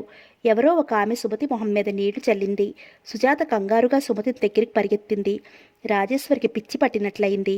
గోపి పీటల మీద నుంచి లేచి జగన్నాథం గారి దగ్గరికి వచ్చాడు. ఏమైంది మామయ్య గారు, పెళ్ళెందుకు ఆపడం? పెళ్లి కొడుకు ఆదిత్య కూడా తండ్రి దగ్గరికి వచ్చాడు. ఏమిటి నాన్న ఇది, పెళ్ళెందుకు ఆపడం? ఎందుకా? ఆ పిల్ల స్వభావం మంచిది కాదంట. చూడు, మన ఊరి శేషగిరి జాబు రాశాడు. ఈ సుమతి ఎవరితోనో ప్రేమాయణం సాగించిందట. అలాంటి పిల్లను మీ అబ్బాయికి ఎలా చేసుకుంటున్నారని నిలదీసి అడుగుతున్నాడు. పెద్ద పిల్ల త్వరకోడిని చేసుకున్నా ఏదో పోనీలే, ఈ కాలంలో జరిగే విషయాలే అని చప్పరించాం. చెడిన నీ చెల్లిని నా కొడుక్కి అంటగట్టాలని చూస్తున్నారా? అందులో దేవుడి సన్నిధిలో పెళ్లి జరపడానికి ఎలా మనస్కరించింది మీకు? రామనాథం ఇంత మోసం చేస్తాడనుకోలేదు. ఛీ, విశ్వాసఘాతకులు! ఆవేశంతో ఊగిపోతున్నారు జగన్నాథం గారు. రాజేశ్వరి కళ్ళనీళ్లతో సుభద్రమ్మ చేతులు పట్టుకుని, వదినా, ఇవి చేతులు కావు, కాళ్ళనుకో. ఎవరో కిట్టని వాళ్ళు ఉత్తరం రాస్తే ఇప్పుడు పెళ్లి పీటల మీద ఆపేస్తే మా గతేం కాను ప్రతిమాలకుంది. సుభద్రమ్మ నిస్సహాయంగా రాజేశ్వరి వైపు చూసింది. అణుచుకున్న ఆవేశం ఒక్కసారిగా ఉప్పెనగా విజృంభించింది గోపిలో. జగన్నాథం గారు గట్టిగా అరిచాడు. పెద్దవాళ్లు కదా అని ఇంతసేపు ఊరుకున్నాను. మీకిష్టం లేకపోతే పెళ్లి మానేయండి. అంతేకాని అభం శుభం ఎరుగని మా చెల్లెలిపై అభాండాలు వేస్తారా? నలుగురిలో అవమానం చేస్తారా? ఓహోహో, బయలుదేరేవులే సంఘ సంస్కర్తవి. అంత అభిమానం ఉన్నవాడివి చెల్లెలికి సకాలంలో పెళ్లి చెయ్యలేకపోయావా? శీలం లేని ఆడది కూడా ఓ మనిషేనా? దేవుడు లేని గుడి లాంటిది. ఎరక్కపోయి ఈ దిక్కుమాలిన సంబంధానికి ఒప్పుకున్నాను. చిచి! జగన్నాథం గారు! పెళ్లి పందిరి తద్దిరిల్లేలా అరిచాడు గోపి. ఊరుకుంటున్న కొద్దీ మితిమీరుతున్నారు. శీలం శీలం అంటున్నారే, మీ అబ్బాయి శీలం మీద మాకు నమ్మకం ఏమిటి? శీలం చెడిందని నా చెల్లెల మీద అపవాదు చేసి పెళ్లి ఆపు చేస్తున్నారే, అబ్బాయి శీలం మంచిదని మాకు గ్యారంటీ ఏమిటి? చెప్పండి, ఆవేశంగా అరిచాడు. ఆ నిర్ఘాంతపోయారు జగన్నాథం గారు మౌనంగా ఉన్న కొడుకును చూసి. ఏరా అలా నిలబడ్డావు? పద, బస్సుకి వెళ్ళిపోదాము. ఏమే ఇంకా అక్కడే నిలబడ్డావు? గట్టిగా అరిచారు. క్షమించండి అమ్మా, నా చేతుల్లో ఏమీ లేదు అంటూ చేతులు విడిపించుకుని వెళ్ళిపోతున్న సుభద్రమ్మను చూసి నిర్ఘాంతపోయింది. అందరూ వెళ్ళిపోయారు. పెళ్లి పందిరి పోసిపోయింది. సుజాత కళ్ళల్లో నీళ్లు తిరిగాయి. ఒక్క క్షణం క్రితం మంగళవాయిద్యాలతో మారుమ్రోగిన పెళ్లి పందిరేనా ఇప్పుడిలా అయ్యింది? కొనుక్కుంది బాధతో. రాజేశ్వరి స్తంభానికి జారగిలపడి గట్టిగా ఏడుస్తోంది. అయిందా అమ్మా పెళ్ళి? దీనికంతకు నీవే కారణం. కుటుంబంలో కీర్తి ప్రతిష్టలు తేవాల్సిన నీవే వాళ్ళని అలా తిరగనిచ్చి చెడగొట్టావు. ఈ విషయం నాన్నగారికి తెలిస్తే ఇంకేమైనా ఉందా అంటూ తలపట్టుకు కూర్చున్నాడు గోపి.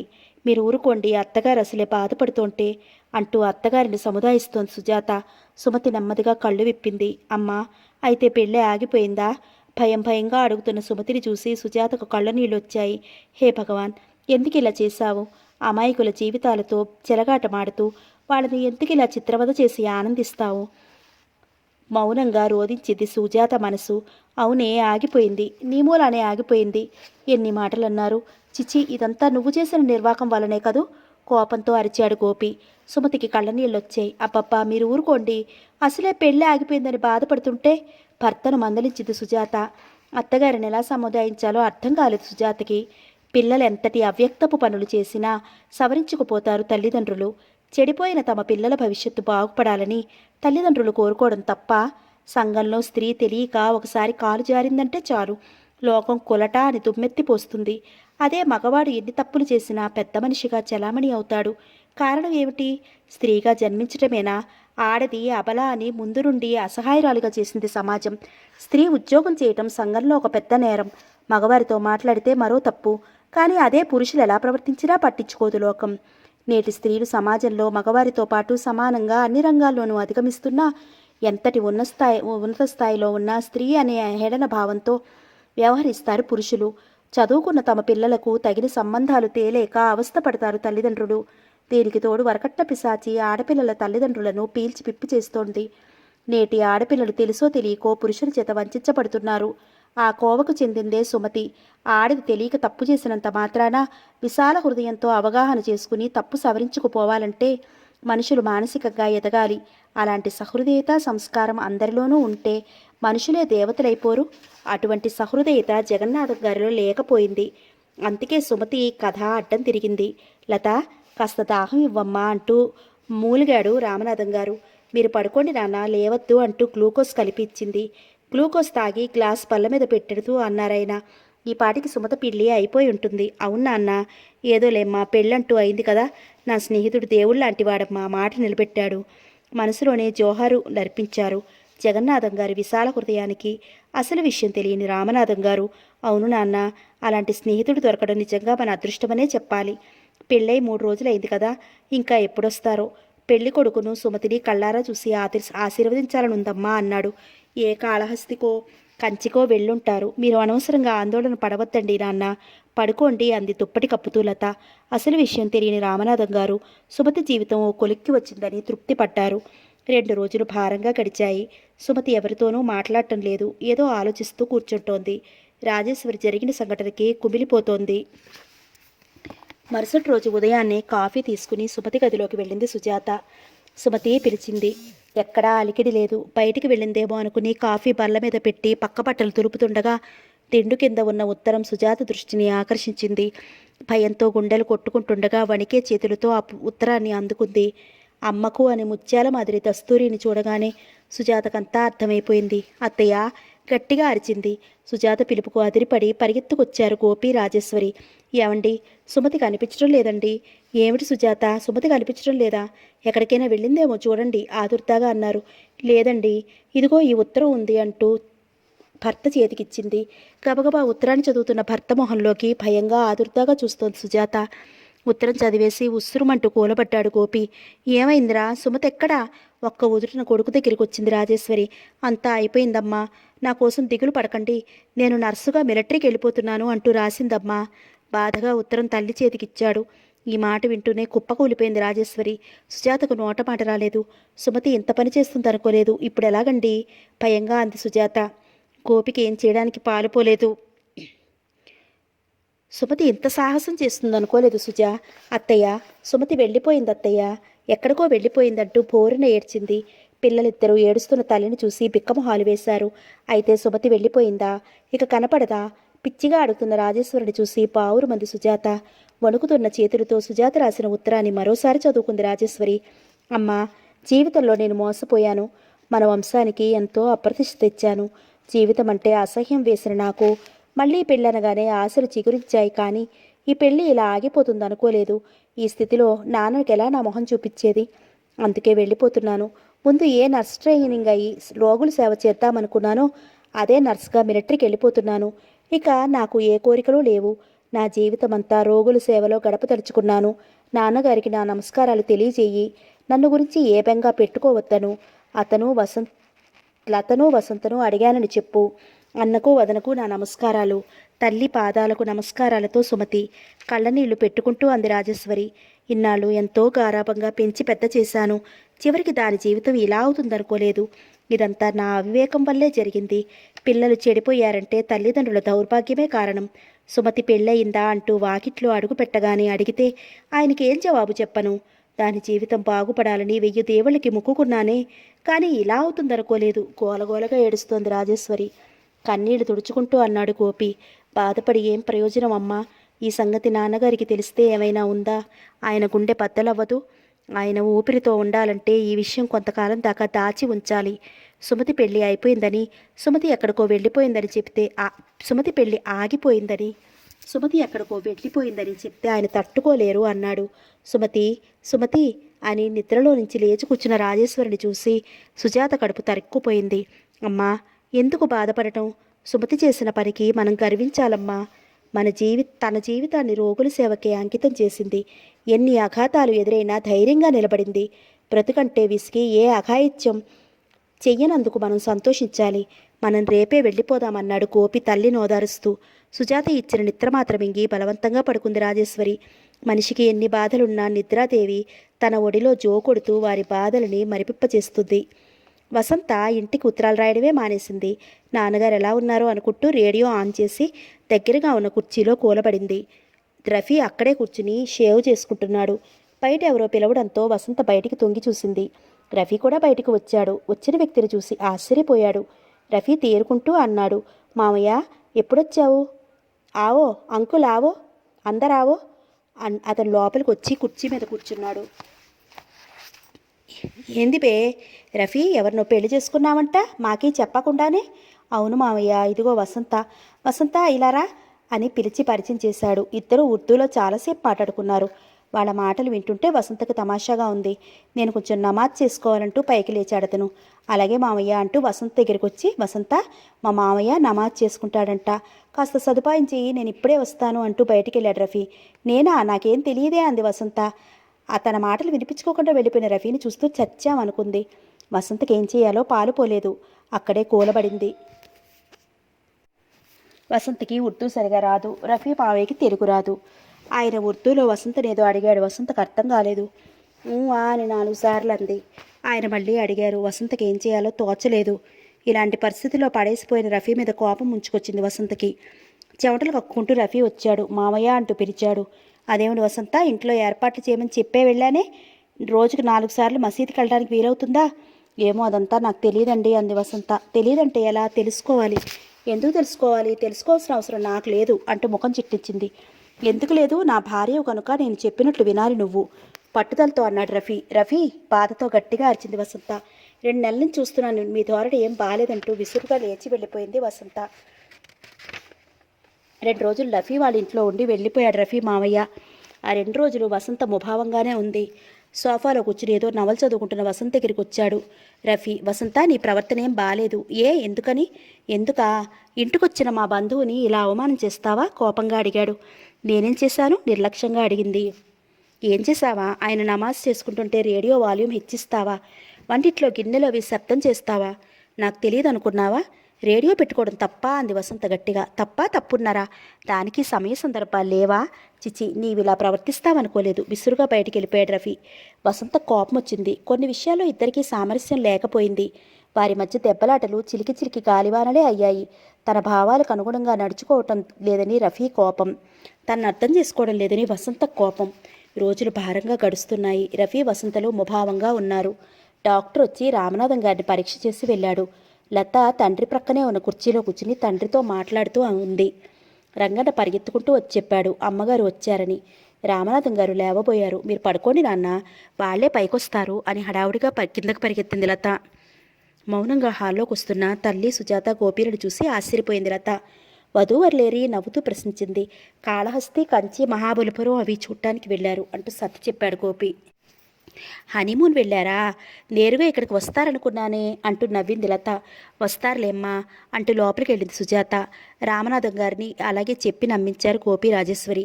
అమ్మయ్య అంటూ హాయిగా నెట్టొచ్చారు రామనాథం గారు. రాజేశ్వరి ఆయన చూడకుండా కళ్ళనీళ్లు తుడుచుకుంది. వంటింట్లో పెళ్లి విశేషాల గురించి అడుగుతోంది లత సుజాతను. సుజాత కళ్ళల్లో నీళ్లు తిరిగాయి. లతకేమీ అర్థం కాలేదు. ఏమిటి సుజాత, ఏం జరిగింది? కంగారుగా ప్రశ్నించింది. చీర చెంగుతో కళ్ళు తుడుచుకుని లతను దగ్గరగా పిలిచి చెప్పింది, పెళ్ళి ఆగిపోయిందని. పెళ్ళి ఆగిపోయిందా? లత పెళ్ళినా? లత నెత్తినా పిడుగుపడ్డట్టయింది. మరి సుమతి? భయంతో గొంతు వణుకుతుంటే అడిగింది. నర్సుగా మిలిటరీలో చేరిపోతున్నానని ఉత్తరం రాసిపెట్టి వెళ్ళిపోయింది. విషయమంతా విని లత నిర్ఘాంతపోయింది. మీరంతా ముభావంగా ఉంటే ప్రయాణిక పడలిక వల్లనేమో అనుకున్నాను. ఈ విషయం నాన్నకి తెలిస్తే ఇంకేమైనా ఉందా అంది లత భయంగా. అందుకే కదమ్మా విధి లేక మేమంతా ఇలా నటిస్తున్నాము బాధగా అంటూ గోడకి జారగిలపడింది రాజేశ్వరి. తెలియకుండా నిజం ఎంతకాలం దాచగలమమ్మా అంది లత మదనపడుతూ. నిండుగా దంపతులు ఇంటికి వచ్చి మీ నాన్నగారి ఆశీర్వాదం పొందుతారనుకున్నాను, కానీ సుమతి జీవితం ఇలా అవుతుందనుకోలేదు. సుమతికి పెళ్లి అవుతుందంటే దాని జీవితం ఒక కొలిక్కి వచ్చిందనుకుని తృప్తి పడ్డాను, కానీ దేవుడు ఇలా చేశాడంటోంది రాజేశ్వరి బాధగా. పక్కగా చిక్కిపోయిన తల్లిని చూసి లతకి దుఃఖం ఆగలేదు. అయితే పెళ్లి బాగా జరిగిందా? అమ్మాయి అబ్బాయి ఇక్కడికి ఎప్పుడు వస్తారని చెప్పారు? ఆత్రంగా అడుగుతున్న భర్తకి ఏవేవో సమాధానాలు చెప్తోంది రాజేశ్వరి. ఆరని ఆవేదన గుండెల్లో రగులుతున్నా పైకి అలా నటిస్తున్న తల్లిని చూసి తండ్రి ఆరోగ్యం బాగుపడాలంటే ఖచ్చితం లేదనుకుంది లత. పళ్ళరసం తండ్రికి ఇస్తూ, నాన్న మీరు ఎక్కువగా మాట్లాడకూడదన్నారు డాక్టర్ గారు, మళ్ళీ ఆయాసం వస్తుంది అంది లత. అలాగేనమ్మా, ఇక నాకేమీ చింత లేదు అంటూ పళ్ళరసం తాగి పడుకున్నారు రామనాథం గారు. రాజేశ్వరి నెమ్మదిగా లేచి వెళ్ళింది. వెళ్ళిపోతున్న భార్యని చూస్తూ బొత్తుగా లావుగా ఉన్న రాజేశ్వరి ఎలా అయిపోయింది పాపం, బాగా చిక్కిపోయిందనుకుంటూ తిట్టూచ్చారు. అసలు విషయం తెలియని రామనాథం గారు మౌనంగా ఆలోచిస్తూ మేడ మీద గదిలో కూర్చున్న రాజేశ్వరి దగ్గరికి వచ్చాడు గోపి. అమ్మా, నాకు సెలవు లేదు, రేపు వెళుతున్నాను. అప్పుడే వెళ్ళిపోతావా బాబు? బాధగా అంది. అవునమ్మా, సుజాత ఇక్కడే 1 నెల రోజుల పాటు ఉంటుంది. నువ్వు అలా బాధపడి ఏం ప్రయోజనం? జరిగిందేదో జరిగిపోయింది, గుండె రాయి చేసుకోవాలి. నాన్నగారికి ఈ విషయం తెలియనీయకండి, ధైర్యం చెప్పాడు గోపి. ఊరికెడుతూ తండ్రితో అన్నాడు గోపి. నాన్న, మీ ఆరోగ్యం బాగా చూసుకోండి, ఏ దిగులు పెట్టుకోకండి. నేను మళ్ళీ సుజాతను తీసుకెళ్ళడానికి వస్తాను. అప్పటికి మీకు పూర్తిగా ఆరోగ్యం చేకూరాలి. అలాగే బాబు, నవ్వారు రామనాథం గారు. సుమతి విషయం తండ్రికి ఇప్పట్లో ఏమాత్రం తెలియనివ్వద్దని తల్లికి లతకు మరీ చెప్పి వెళ్ళిపోయాడు గోపి వెళ్ళి 15 రోజులు గడిచిపోయాయి. ఎన్ని మందులు వాడినా రామనాథం గారి జబ్బు ఎక్కుతూ తగ్గుతూ ఉంది. మనిషి బాగా చిక్కిపోయారు. వర్షం వచ్చే సూచనగా ఆకాశమంతా నల్లటి మబ్బులు కమ్మాయి. గాలి ఉధృతంగా వీస్తోంది. తండ్రి గదిలో కిటికీ కర్టెన్లు పక్కకు జరిపి తలుపులు మూసింది లత. తండ్రికి బ్రెడ్ తీసుకురావడానికే కిందకి వచ్చింది లత. అంత గాలిలోనే వచ్చాడు పోస్ట్ మ్యాన్. ఏం తాత, గాలిలోనే వచ్చావంది లత. తప్పదు కదమ్మా డ్యూటీ. మీకు రిజిస్టర్ పోస్ట్ వచ్చిందమ్మా, మీ నాన్నగారిని పిలవండి అన్నాడు. ఇలా ఇవ్వు, పైనున్నారు, సంతకం చేయించుకొస్తాను అంటూ కవర్ తీసుకుని తండ్రి దగ్గరికి వెళ్ళింది లత. నాన్న, మీకు రిజిస్టర్ పోస్ట్ వచ్చింది, కాస్త సంతకం చేస్తారు పడుకున్న తండ్రితో అంది. రిజిస్టర్ పోస్టా అంటూ లేచి సంతకం చేశారు. లత దాన్ని తీసుకెళ్లి పోస్ట్ మ్యాన్కి ఇచ్చి తండ్రి దగ్గరికి వచ్చింది. కవర్ చించింది. చదవమ్మా అన్నారు. చిన్న చిన్న తుంపర్లతో వర్షం ప్రారంభమైంది. ఉత్తరం శాంతం చదివిన లత మొహం పాలిపోయింది. ఎవరు రాశారమ్మా? దస్తూరి జగన్నాథందిలా ఉంది అన్నారు. జగన్నాథం గారే రాశారు నాన్న, పెళ్లి గురించి రాశారు అంది లత నమ్మెదగా. ఏమిటమ్మా, నీలో నువ్వే చదివేసుకుంటే ఎలా? గట్టిగా చదువు, వింటాను. చిన్న తుంబరతో ప్రారంభమైన వర్షం తారాస్థాయిని అందుకుంది. లతకేం చేయాలో పాలుపోలేదు. ఇప్పుడెలా? తండ్రికి ఈ విషయం తెలిస్తే ఏమైనా ఉందా? ముందు నొయ్యి వెనక గొయ్యిలా ఉంది పరిస్థితి. ముందు మీరు బ్రెడ్ తినండి నాన్న, నిదానంగా చదివి వినిపిస్తాను. కంట్లో నలక పడింది అంటూ కళ్ళు నులుముకుంది. చెప్పక తప్పేటట్లేదనుకుంది. రామనాథం గారు బ్రెడ్ తింటుండగా అంది లత. నాన్న, నేను ఒక మాట అడుగుతాను, ఏమీ అనుకోరు కదా? అడుగమ్మా. ఈ క్షణంలో సుమతి పెళ్ళి ఆగిపోయిందన్న వార్త మీరు విన్నారనుకోండి, అప్పుడు ఎలా ఉంటుంది మీ మనసు? లేని నవ్వుమొహం పేదకు తెచ్చుకుంది. రామనాథం గారు నవ్వారు. ఏమిటమ్మా నీ పిచ్చి ప్రశ్నలు? సుమతి పెళ్ళయి 20 రోజులైంది కదా, నేనెందుకు బాధపడతాను? నిజంగానా నాన్న? ఆవేదనతో కూడిన స్వరంతో అంది. ఎందుకమ్మా అలా అడుగుతున్నావు ఈరోజు? లతకు ఉప్పెనలా ముంచుకొచ్చింది దుఃఖం. అదే జరిగింది నాన్న అంటూ బోరున ఏడ్చేసింది.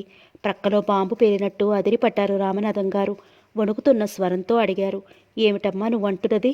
సుమతి పెళ్ళి ఆగిపోవటమేమిటి? నీకేం మతిపోలేదు కదా? బాధతో లత గొంతు పూడుకుపోతుండగా అంది. నిజం నాన్న, అదే రాశారు జగన్నాథం గారు నిష్ఠూరంగా. అయితే సుమతి పెళ్ళి అవలేదు నాన్న. నిజం తెలిసే మీరేమవుతారోనని ఇంతకాలం మెప్పి పెట్టాము. ఇక చెప్పలేకపోయింది లత. రామనాథం గారికి ఏది నమ్మాలో తెలియటం లేదు. కళ్ళ ముందు సర్వం గిర్రుడు తిరిగిపోతోంది. మొహమంతా చెమటలు కమ్మేస్తోంది. రాజీ అంటూ ఇల్లు దద్దరిల్లలా అరిచారు. అబ్బా అంటూ గుండెలు పట్టుకున్నారు. నాన్న అంటూ పరిగెత్తుకొచ్చింది లత. నాన్న, మీరు ఆవేశపడకండి నాన్న. కింద హాల్లో ఉన్న రాజేశ్వరి భర్త పిలుపుకు ఉలిక్కిపడి కొంప మునిగిందనుకుంటూ మేడమెట్లు రెండేసి ఒక్కోసారి దాటేస్తూ కంగారుగా రామనాథం గారి దగ్గరికి పరిగెత్తుకొచ్చింది. వంటిట్లో ఉన్న సుజాతకు కాలు చెయ్యి ఆడలేదు. మామగారికి విషయం తెలిసిందా?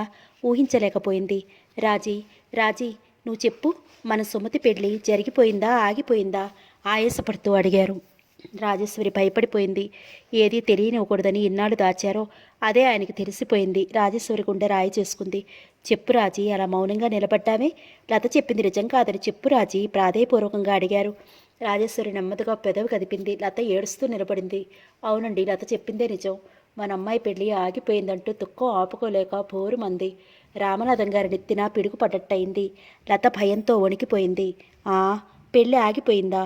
నిర్ఘాంతపోయారు. మరి అమ్మాయి ఏది?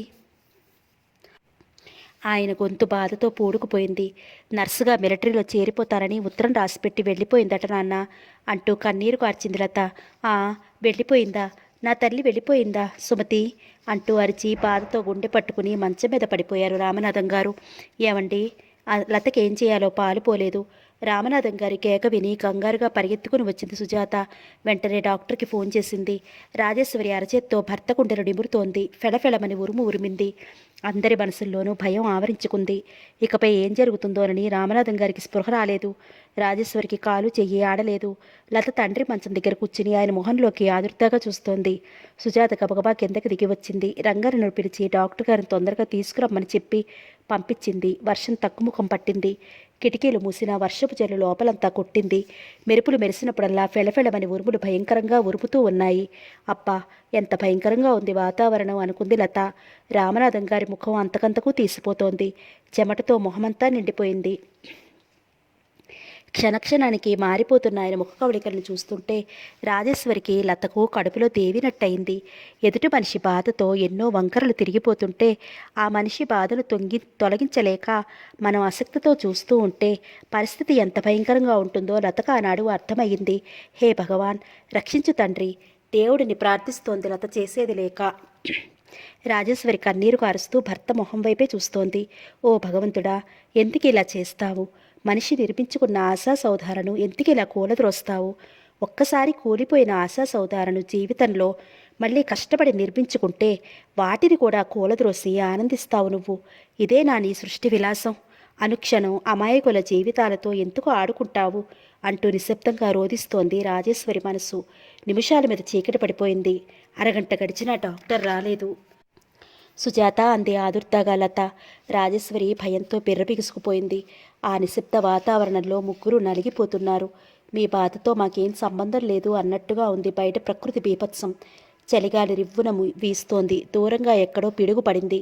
ఇంటి ముందు కారు ఆగిన శబ్దం వినపడింది. రాజేశ్వరికి సగం బలం వచ్చినట్లయింది. రంగన్న బ్యాగ్ పట్టుకుని దారి చూపిస్తుండగా మేడ మీదికి వడివడిగా వచ్చాడు డాక్టర్ విశ్వనాథన్. పల్స్ చూసి పరీక్షిస్తున్న డాక్టర్తో అంది లత. డాక్టర్, మరేం భయం లేదు కదా? నిశ్శబ్దంగా తల ఊపాడు లతను చూస్తూ. ఆ నిశ్శబ్ద వాతావరణాన్ని భంగపరుస్తూ హోరుమని వినిపిస్తోంది కాలువగా పారుతున్న వర్షపు నీరు. రాజేశ్వరి, సుజాతలు ఆదుర్దాగా చూస్తున్నారు. స్టెతస్కోప్ ఆయన గుండె మీద పెట్టి చూశాడు. కొంచెం వేడి నీరు పెడతారు, ఇంజెక్షన్ చేయాలన్నాడు డాక్టర్. సుజాత నెమ్మదిగా లేచి వెళ్ళింది. వేడి నీళ్లు కాచి తెచ్చింది.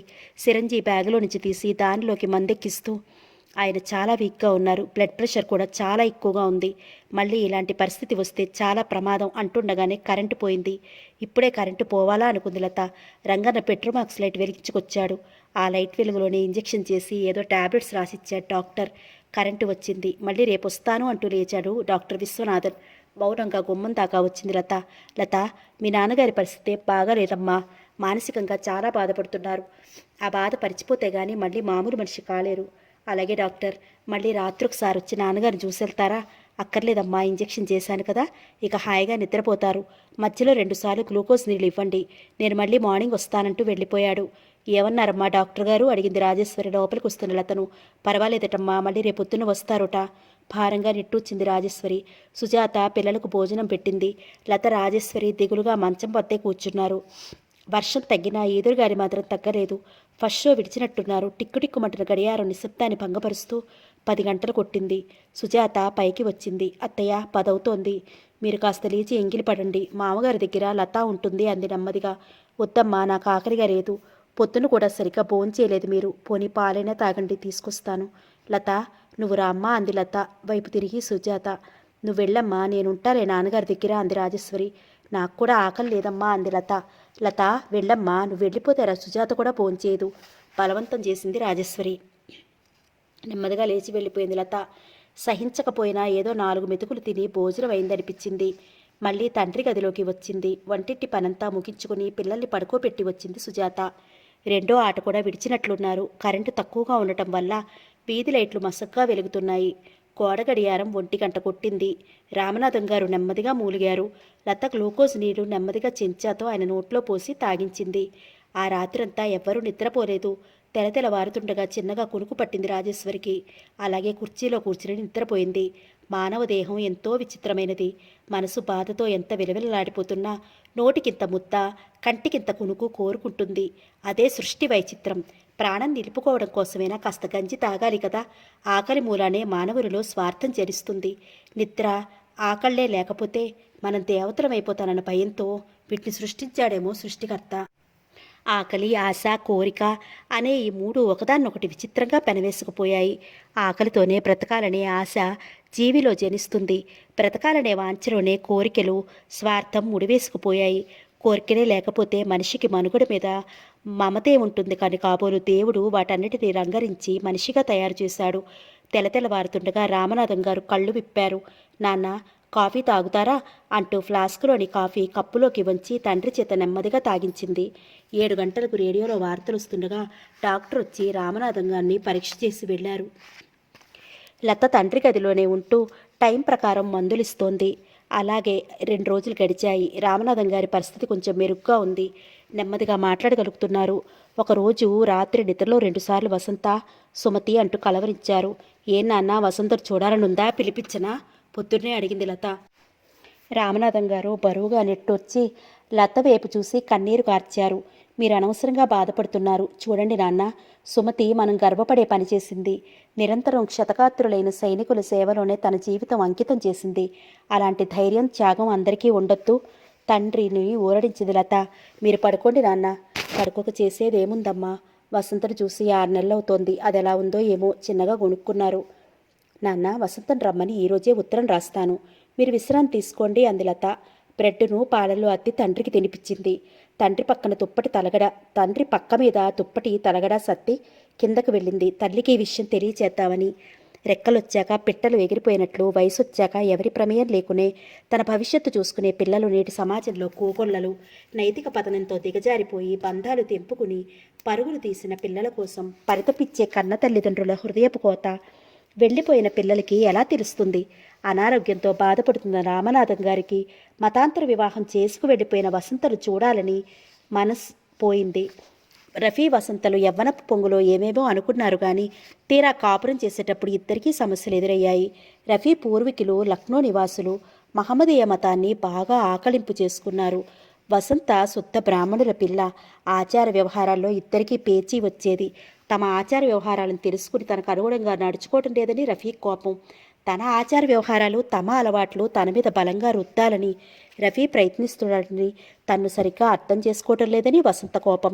ఈ విషయంలో ఇద్దరికీ సామరస్యం లేకపోయింది. వారి మధ్య ఈ విషయమై అప్పుడప్పుడు దెబ్బలాట్లు సర్వసామాన్యమైపోయాయి. వసంత బాగా విసిగిపోయింది. రఫీ మాంసాహారి కావటం ఈ గొడవలకు మరింత పురిగొల్పిందనే చెప్పవచ్చు. కొన్ని రోజుల నుంచి ఇంట్లోనే గుడ్లు అవి తెచ్చుకుని తినటం ప్రారంభించాడు. వారానికి ఒకసారి మిలిటరీ హోటల్ నుండి క్యారియర్ ఇంటికే తెప్పించుకుంటున్నాడు. వసంతకు వాటిని చూస్తూనే డోకొచ్చినట్లయ్యేది. అయినా బలవంతం మీద సహించేది. టేబుల్ మీద పలావు గుట్లు పెట్టుకుని భోజనం చేస్తున్న రఫీతో అంది వసంత. ఏవండి, మీకు ఎన్నిసార్లు చెప్పాను ఈ పాడు మాంసం తినద్దని? వసంత, పుట్టుకతోనే నేను మాంసాహారానికి అలవాటు పడ్డాను. మధ్యలో మానేయడానికి అవుతుందా? నా కోసం మానేయకూడదా? ప్రాధేయపూర్వకంగా అంది. అది సాధ్యపడదు డియర్. వసంత మనసు అతని మాటలకు గాయపడింది. ఆ రోజు మీరేమన్నారో తెలుసా? వసంత, నీకోసం నిప్పుల్లో దూకమన్నా దూకుతాను అన్నారు. ఆ మాటలన్నీ నీటి మూటలేనా? బాధతో అంది. అదంతా పాల పొంగు లాంటిది. యవ్వనపు పొంగులో ఎన్నెన్నో అనుకుంటాము, కానీ దాన్ని ఆచరణలో పెట్టడమే కష్టం. ఎదురు చూడని హఠాత్ పరిణామానికి వసంత హృదయం గాయమైంది. రఫీ, కోపావేశంతో అరిచింది వసంత. అయితే మీరన్న మాటలు మీ ప్రేమ ఒట్టి బూటకమేనా? ఆవేశంగా ప్రశ్నించింది. అలా ఎవరన్నారు వసంత? నువ్వు నా భార్యవి. నాకు అనుగుణంగా నువ్వెందుకు నడుచుకోకూడదు? మిస్టర్ రఫీ, మీరు పొరబడుతున్నారు. మీ కష్టసుఖాలను పంచుకోవడానికి నేను ఎప్పుడూ సిద్ధమే. కానీ నాకిష్టం లేని వ్యవహారంలో మాత్రం మీరు బలవంతం చేయటం ఏమంత బాగాలేదు. ఇద్దరి మనుగడికి మంచిది కాదు. గట్టిగా అరిచింది వసంత. వసంత, నన్ను పెళ్లి చేసుకున్నప్పుడు లేని ఆచారాలు ఇప్పుడు నీకు అడ్డొచ్చాయా? హేడనగా అన్నాడు రఫీ. అవును, ఎవరిష్టం వారిది. పెళ్లికి ముందు అనుకున్న మాటేగా ఇది. మీకోసం నేను మారలేను. విసవిస నడిచి తన గదిలోకి వెళ్ళి పోరుమని ఏడ్చింది వసంత. చిచి, ఇంటికొస్తే చాలు వెదవసంత అంటూ కోపంగా బయటికి వెళ్ళిపోయాడు రఫీ. 2 రోజులు గడిచాయి. రామనాథం గారి పరిస్థితిలో ఏం మాత్రం మెరుగు కనిపించలేదు. రాజీ, వసంత రాలేదా? నీరసంగా మూలిగారు రామనాథం గారు. మీరు అనవసరంగా ఆందోళన పడకండి, వస్తుందండి. ఉత్తరం రాశానుగా. భర్త దగ్గరే ఉన్న రాజేశ్వరి ధైర్యం చెప్పింది. లత బార్లీ వాటర్ని తండ్రి చేత తాగించింది. అంతలోనే డాక్టర్ వచ్చారు. పరీక్ష చేస్తుండగా నీరసంగా అన్నారు రామనాథం గారు. డాక్టర్, నేను బ్రతుకుతానంటారా? నూతిలో నుండి వినిపిస్తున్నాయి ఆయన మాటలు. మీరు తప్పకుండా బతుకుతారు, బతికి తీరాలి, ధైర్యం చెప్పారు డాక్టర్. ఎందుకు డాక్టర్? ఎవరి కోసం బతకాలి? ఎందుకు బతకాలి? ఎందుకేమిటి? ఇటు చూడండి రామనాథం గారు, వీళ్ళ కోసమైనా మీరు బతకాలి. అనవసరంగా చెడు ఆలోచనలతో మనసు పాడు చేసుకుంటున్నారు. అందుకే మిమ్మల్ని హాస్పిటల్లో అడ్మిట్ అవ్వమంటే మీరు వద్దంటున్నారు. హాస్పిటల్లో చేరితే క్రొత్త వాతావరణం, బాధలన్నీ మర్చిపోవడానికి ఆస్కారం ఉంటుంది. ఏమంటారు? ఇంజెక్షన్ చేస్తూ అన్నాడు డాక్టర్ విశ్వనాథన్. హాస్పిటలా? వద్దు డాక్టర్, వద్దు. ఏ ఇంట్లోనే నేను పోవాలి. అప్పుడే నాకు మనశ్శాంతి. రాజేశ్వరి మొహం పాలిపోయింది. ఏమండి, మీకు దండం పెడతాను, అలాంటి మాటలు అనకండి అంటూ కొంగు నోట్లో కుక్కుని పోరుమంది. లత భయంతో, నాన్న అలాంటి మాటలు అనకండి నాన్న, మేమంతా ఏమైపోవాలి? బాధపడింది. చూసారా, వీరి కోసమైనా మీరు బ్రతకాలి. మీరు మనసులో ఏమీ పెట్టుకోకండి, ధైర్యంగా ఉండండి అంటూ వెళ్ళిపోయాడు డాక్టర్. రాజేశ్వరి భర్తను చూసి కన్నీరు పెట్టుకుంది. ఎందుకే పిచ్చిదానా ఏడుస్తావు? నేను బ్రతుకుతాను, 100 ఏళ్ళు బ్రతుకుతాను. సరేనా? భార్యను ఓదారుస్తూ అన్నారు రామనాథం గారు. భర్త మాటలతో రాజేశ్వరి మొహంలో కాంతి వచ్చింది. 2 రోజుల నుంచి వసంత, రఫీలు ఎడమొహం పెడమొహంగా ఉన్నారు. రఫీ కాలేజీకి వెళ్ళిపోయాడు. వసంత ఈజీ చైర్లో కూలబడి ఆలోచిస్తోంది. మతాంతర వివాహం అంటే ఒట్టి మాటలు కాదు.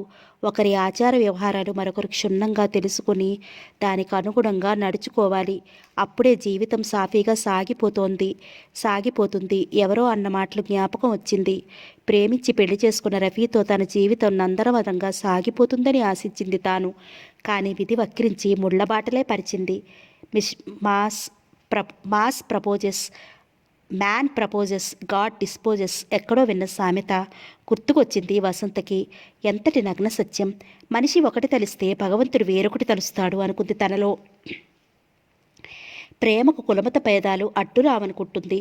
కానీ తనే పొరపడింది. రఫీ ఆచారాలను, అలవాట్లను తాను పంచుకోలేకపోయింది. రఫీ తనకు అనుగుణంగా నడుచుకోలేకపోయాడు. ఈ బలహీనత ఇద్దరిలోనూ ఉంది. తనను ఇంతగా ప్రేమించిన రఫీ ఎలా మారిపోయాడు? ఒక్కసారి రఫీ క్రితం రోజు అన్న మాటలు గుర్తుకొచ్చి మనస్సు అసహ్యంతో నిండిపోయింది. వసంతకు ఇంటి మీద మనసు పోయింది. అమ్మ ఉత్తరం రాసి 4 నెలలవుతోంది. ఎలా ఉందో ఏమో. అసలు ఈ పెళ్ళి నాన్నకు సుతరాము ఇష్టం లేదు. అమ్మ అండ చూసే తాను రఫీని పెళ్లి చేసుకుంది. వెడ్డింగ్ కార్డు కూడా తండ్రికి పంపలేకపోయింది. కారణం భయం వలనే. నాన్న ఏమనుకున్నారో. ఆయన్ని చూసి 6 నెలలవుతోంది. పెళ్ళైన కొత్తలో సుమతి 2-3 జాబులు రాసింది. పూర్తిగా మానేసింది ఇప్పుడు. అందరూ నన్ను వెలివేసినట్లు జాబులు రాయడమే మానేశారు. అవును, అందరూ నన్ను వెలివేశారు. కారణం తాను మతాంతర వివాహం చేసుకోవడమే. ఇన్ఫీరియారిటీ కాంప్లెక్స్తో బాధపడుతోంది వసంత. ఒక్కసారి దుఃఖం కమ్ముకుని వచ్చింది. 2 చేతులతో మొహం కప్పుకుని బోరున ఏడ్చింది. అలా ఎంతసేపు కూర్చుందో ఆమెకే తెలియదు. సాయంత్రం 4 గంటలకి కాలేజీ నుంచి వచ్చాడు రఫీ. వసంత ముభావంగానే ఉంది. వసంత, నేను ఒక 4 రోజుల పాటు లక్నోలో ఉండటానికి వెళుతున్నాను అన్నాడు రఫీ. లక్నోకా? ఇక్కడ ఉండటం మీకు ఇష్టం లేకనేగా మీరు వెడుతుండటం? గట్టిగా అడిగింది వసంత. నువ్వు ఎలాగైనా అనుకోవచ్చు అంటే రెట్టించింది వసంత. రఫీ మాట్లాడలేదు. నీకు ఇష్టం లేకపోతే మీ పుట్టింటికి వెళ్ళు, గొంతు పిగిల్చుకుంటూ అన్నాడు రఫీ. రఫీ, ఈ మాటలు నువ్వేనా అంటున్నది? ఆవేశంతో అడిగింది వసంత. సరే, ఇష్టం లేని కాపురం నేను చెయ్యలేను. నిన్ను పెళ్లి చేసుకుని మోసపోయాను. రేపే విడాకులు ఇస్తాను. ఆవేశంతో ఊగిపోయింది వసంత. వసంత, గట్టిగా అరిచాడు రఫీ. మీకేం పిచ్చి పట్టలేదు కదా? విడాకులంటే ఏంటనుకుంటున్నావు? లేదు, నేను తెలివిగా ఉండే మాట్లాడుతున్నాను. నా అభిరుచులతో నువ్వు ఏకీభవించని నాడు నాకు మాత్రం దేనికి? విడిపోవడమే మంచిది, గట్టిగా అంది వసంత. వసంత, బాగా ఆలోచించే మాట్లాడుతున్నావా? నీకేం మతిపోలేదు కదా? ప్రేమించి పెళ్లి చేసుకున్నాం. ఆగిపోయాడు రఫీ. ప్రేమంటే ఏమిటో తెలిస్తే నువ్విలా మారవు రఫీ. 2 చేతులతో మొహం కప్పుకుని బోరున ఏడ్చింది. రఫీకి వసంత మీద కోపం, జాలి రెండూ కలిగాయి. ఏమనాలో అర్థం కాలేదు. ఏమిటో ఆడవారి మనస్తత్వం అనుకుంటూ వికల మనస్కుడై బయటికి నడిచాడు. వసంత అక్కడే కూలబడింది. పోస్ట్ అన్న కేకతో ఉలిక్కిపడింది. కళ్ళు తుడుచుకుంటూ వెళ్ళి ఉత్తరం అందుకుంది. దస్తూరి చూడగానే లత రాసిందని తెలిసిపోయింది వసంతకు. వసంత దుఃఖమంతా ఎగిరిపోయింది. గబగబా కవరు చింపింది. వసంత, నాన్నగారి పరిస్థితి ఏమీ బాలేదు. నిన్నే కలవరిస్తున్నారు. ఈ జాబు చూసి వెంటనే బయలుదేరిరా. విశేషాలు లేవు. ఇట్లు లత. 2 ముక్కల్లో ఉన్న ఉత్తరాన్ని చదివి నాన్నగారికి ఎలా ఉందో అనుకుంటూ టైం చూసింది. 5:30కి బస్సు ఉంది అనుకుంటూ గబగబా బట్టలన్నీ సూట్ కేసులో సర్దింది. రఫీకో ఉత్తరం రాసిపెట్టి ఇంటికి తాళం వేసింది వసంత. తాళం చెవి పక్కింటి వారికి ఇస్తూ ఇది మా వారికి ఇవ్వండి అనేసి వడివడిగా బస్టాప్ వైపు అడుగులు వేసింది. బస్సులో కూర్చుని తండ్రికి ఎలా ఉందో, అమ్మకి ఎలా ఉందో, వసంత గురించి ఏమీ రాయలేదు, సుమతి గురించి ఏమీ రాయలేదు లత అంటూ యోచిస్తోంది. ఒక్కసారి రఫీ గుర్తుకొచ్చాడు. వసంత మొహం ఒక్కసారిగా వివరణమైపోయింది. మనసు బాగాలేక ఏదో పిక్చర్కి వెళ్ళాడు రఫీ. మనసంతా వికలమైపోయింది. సినిమా చూస్తున్న సాయంత్రం జరిగిన సంఘటనే మనసులో మెదలసాగింది. హాయిగా సరదాగా నవ్విస్తూ ఉండే వసంత ఎందుకు ఇలా మారిపోయింది? తప్పు తనదేనా? తనేమన్నాడు? తన్ను కాస్త అర్థం చేసుకుని తనకు అనుగుణంగా నడుచుకోమన్నాడు. ఆ మాట అంటేనే వసంతకి ఎందుకు అంత కష్టమని లేస్తోంది. మామయ్య వచ్చినప్పుడు వసంత చిటపట్లాడుతూనే ఉంది. ఏమిటో ఆమె మనస్తత్వం ఆలోచిస్తున్నాడు రఫీ. ప్రేమించి పెళ్లి చేసుకున్న వసంతేనా ఇలా మారిపోయింది? మనసు బాగాలేక పిక్చర్ సగంలోనే లేచి వచ్చాడు. బయట సెకండ్ షోకి కాబోలు అప్పుడే కొంతమంది కౌంటర్ దగ్గర కూర్చున్నారు. వాళ్ళని చూస్తే నవ్వొచ్చింది రఫీకి. ఆకాశం నిర్మలంగా ఉంది. నెమ్మదిగా రోడ్డు మీదకి వచ్చాడు.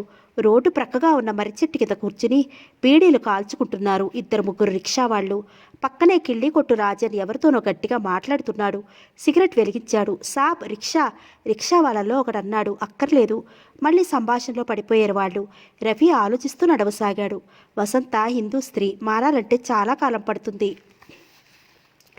తనే ఆమె ఇష్టం లేని వ్యవహారంలో తలదూర్చి ఆమెకు విసుగు కలిగించాడేమో. సిగ్గుపడ్డాడు రఫీ. మళ్ళీ ఇలాంటి గొడవలు రాకుండా చూసుకోవాలి. వసంత ఏం చూస్తోందో అనుకుంటూ ఇంటి దారి పట్టాడు రఫీ. ఇంటికి తాళం వేసి ఉండడం చూసి ఆశ్చర్యపోయాడు రఫీ. వసంత ఎక్కడికి వెళ్ళింది? కొంపదీసి అలిగి పుట్టింటికి పోలేదు కదా అనుకుంటూ అరుగు మీద కూలబడ్డాడు. పక్కింటి రాజారావు గారు అబ్బాయి వచ్చి తాళం ఇచ్చి వెళ్ళాడు వసంత ఇచ్చిందంటూ. ఉస్సురుమంటూ తాళం తీసి లోపలికొచ్చి లైటు వేశాడు రఫీ. టేబుల్ మీద పేపర్ వెయిట్ కింద గాలికి రెపరెపలాడుతున్న ఉత్తరం రఫీ దృష్టిని ఆకర్షించింది. గబగబా వెళ్ళి ఉత్తరం తీసుకుని చదవసాగాడు. డియర్ రఫీ, మనసు విసిగిపోయి మీకు ఈ ఉత్తరం రాస్తున్నాను. ప్రేమించి పెళ్లి చేసుకున్న మీరేనా ఇలా మారిపోయింది? వేదికలపై ఆదర్శ వివాహం గురించి ఉపన్యాసాలు ఇచ్చినంత సులువుగా నిజ జీవితంలో నడుచుకోవడం కష్టమేనని ఈనాడు తెలుసుకున్నాను. సంసారానికి భార్యాభర్తలు ఇద్దరూ రెండు బండి చక్రాల్లాంటి వాళ్ళు. ఏ చక్రం విరిగినా బండి నడవదు.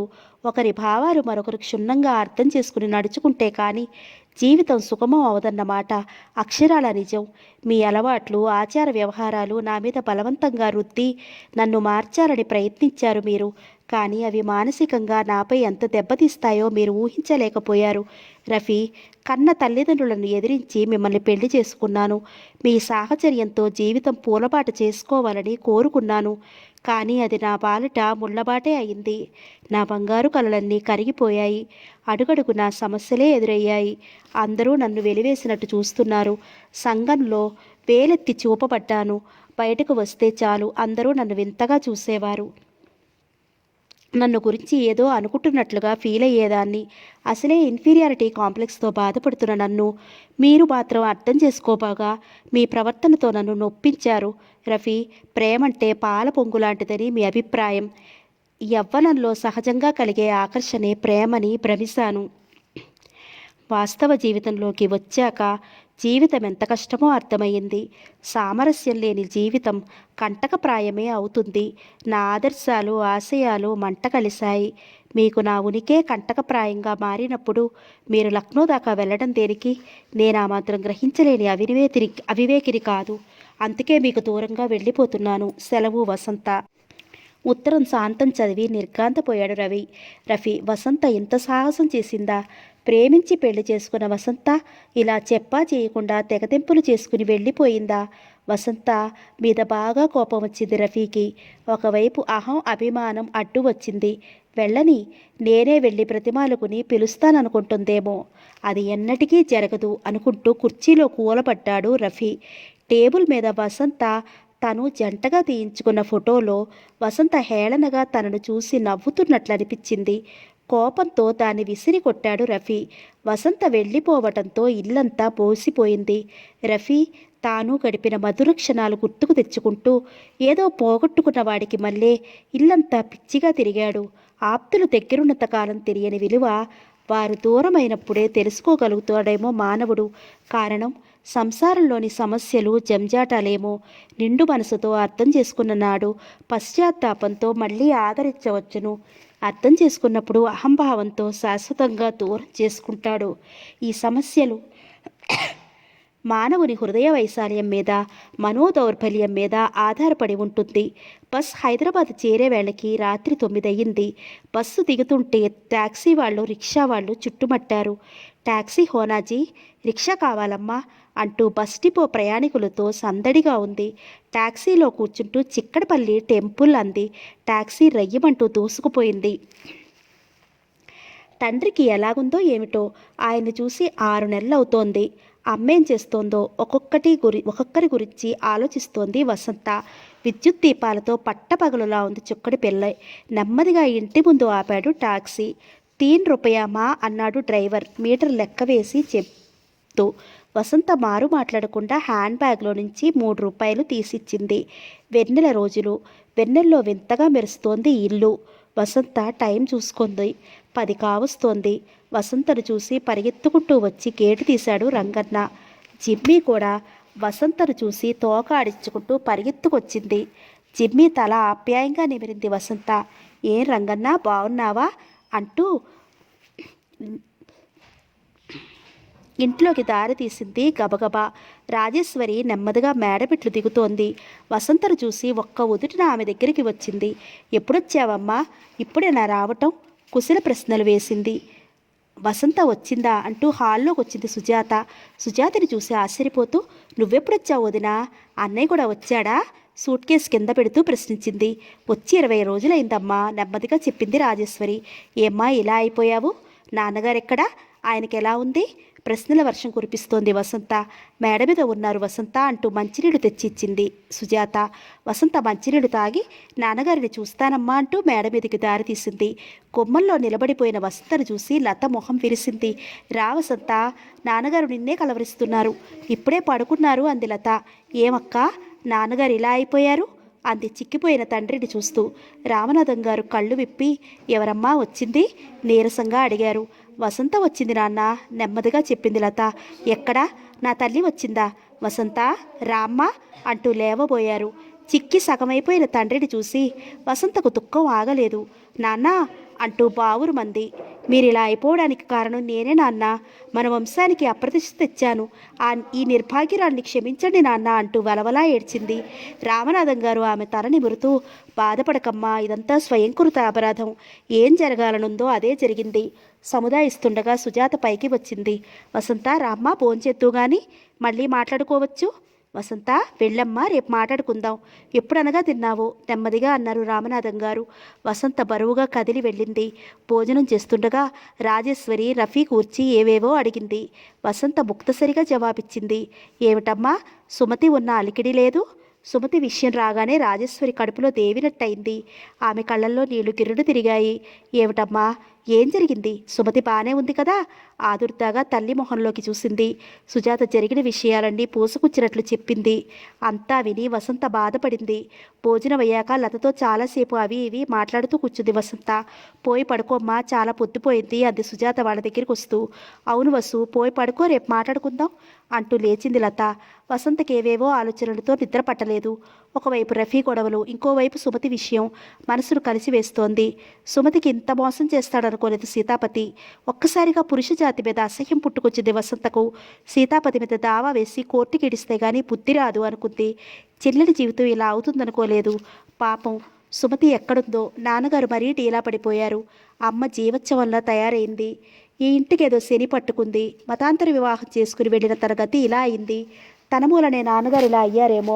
మేడ మీద బాల్కనీలో పడుకుని ఆలోచిస్తోంది వసంత. ఏమ్మా వసంత, నిద్ర పట్టలేదా? ప్రశ్నించింది లత. అవునక్క, సుమతిని గురించి ఆలోచిస్తుంటే నిద్ర పట్టడం లేదు.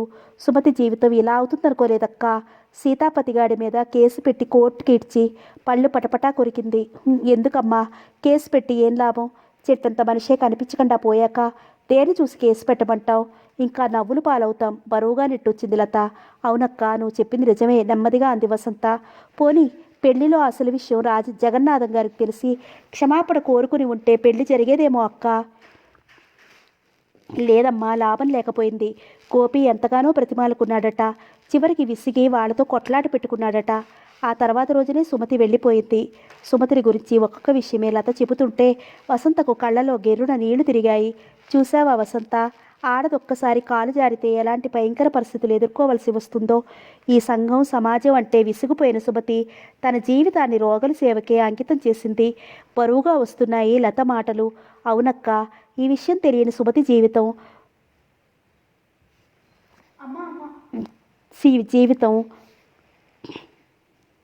సుమతి జీవితం బలైపోయింది. ఆ రాత్రంతా వివిధ ఆలోచనలతోనూ మానసిక సంఘర్షణతోనూ నలిగిపోయింది వసంత. తూర్పున అరుణోదయం అవుతుండగా నిద్రాదేవి వసంతను తన ఒడిలోకి తీసుకుంది.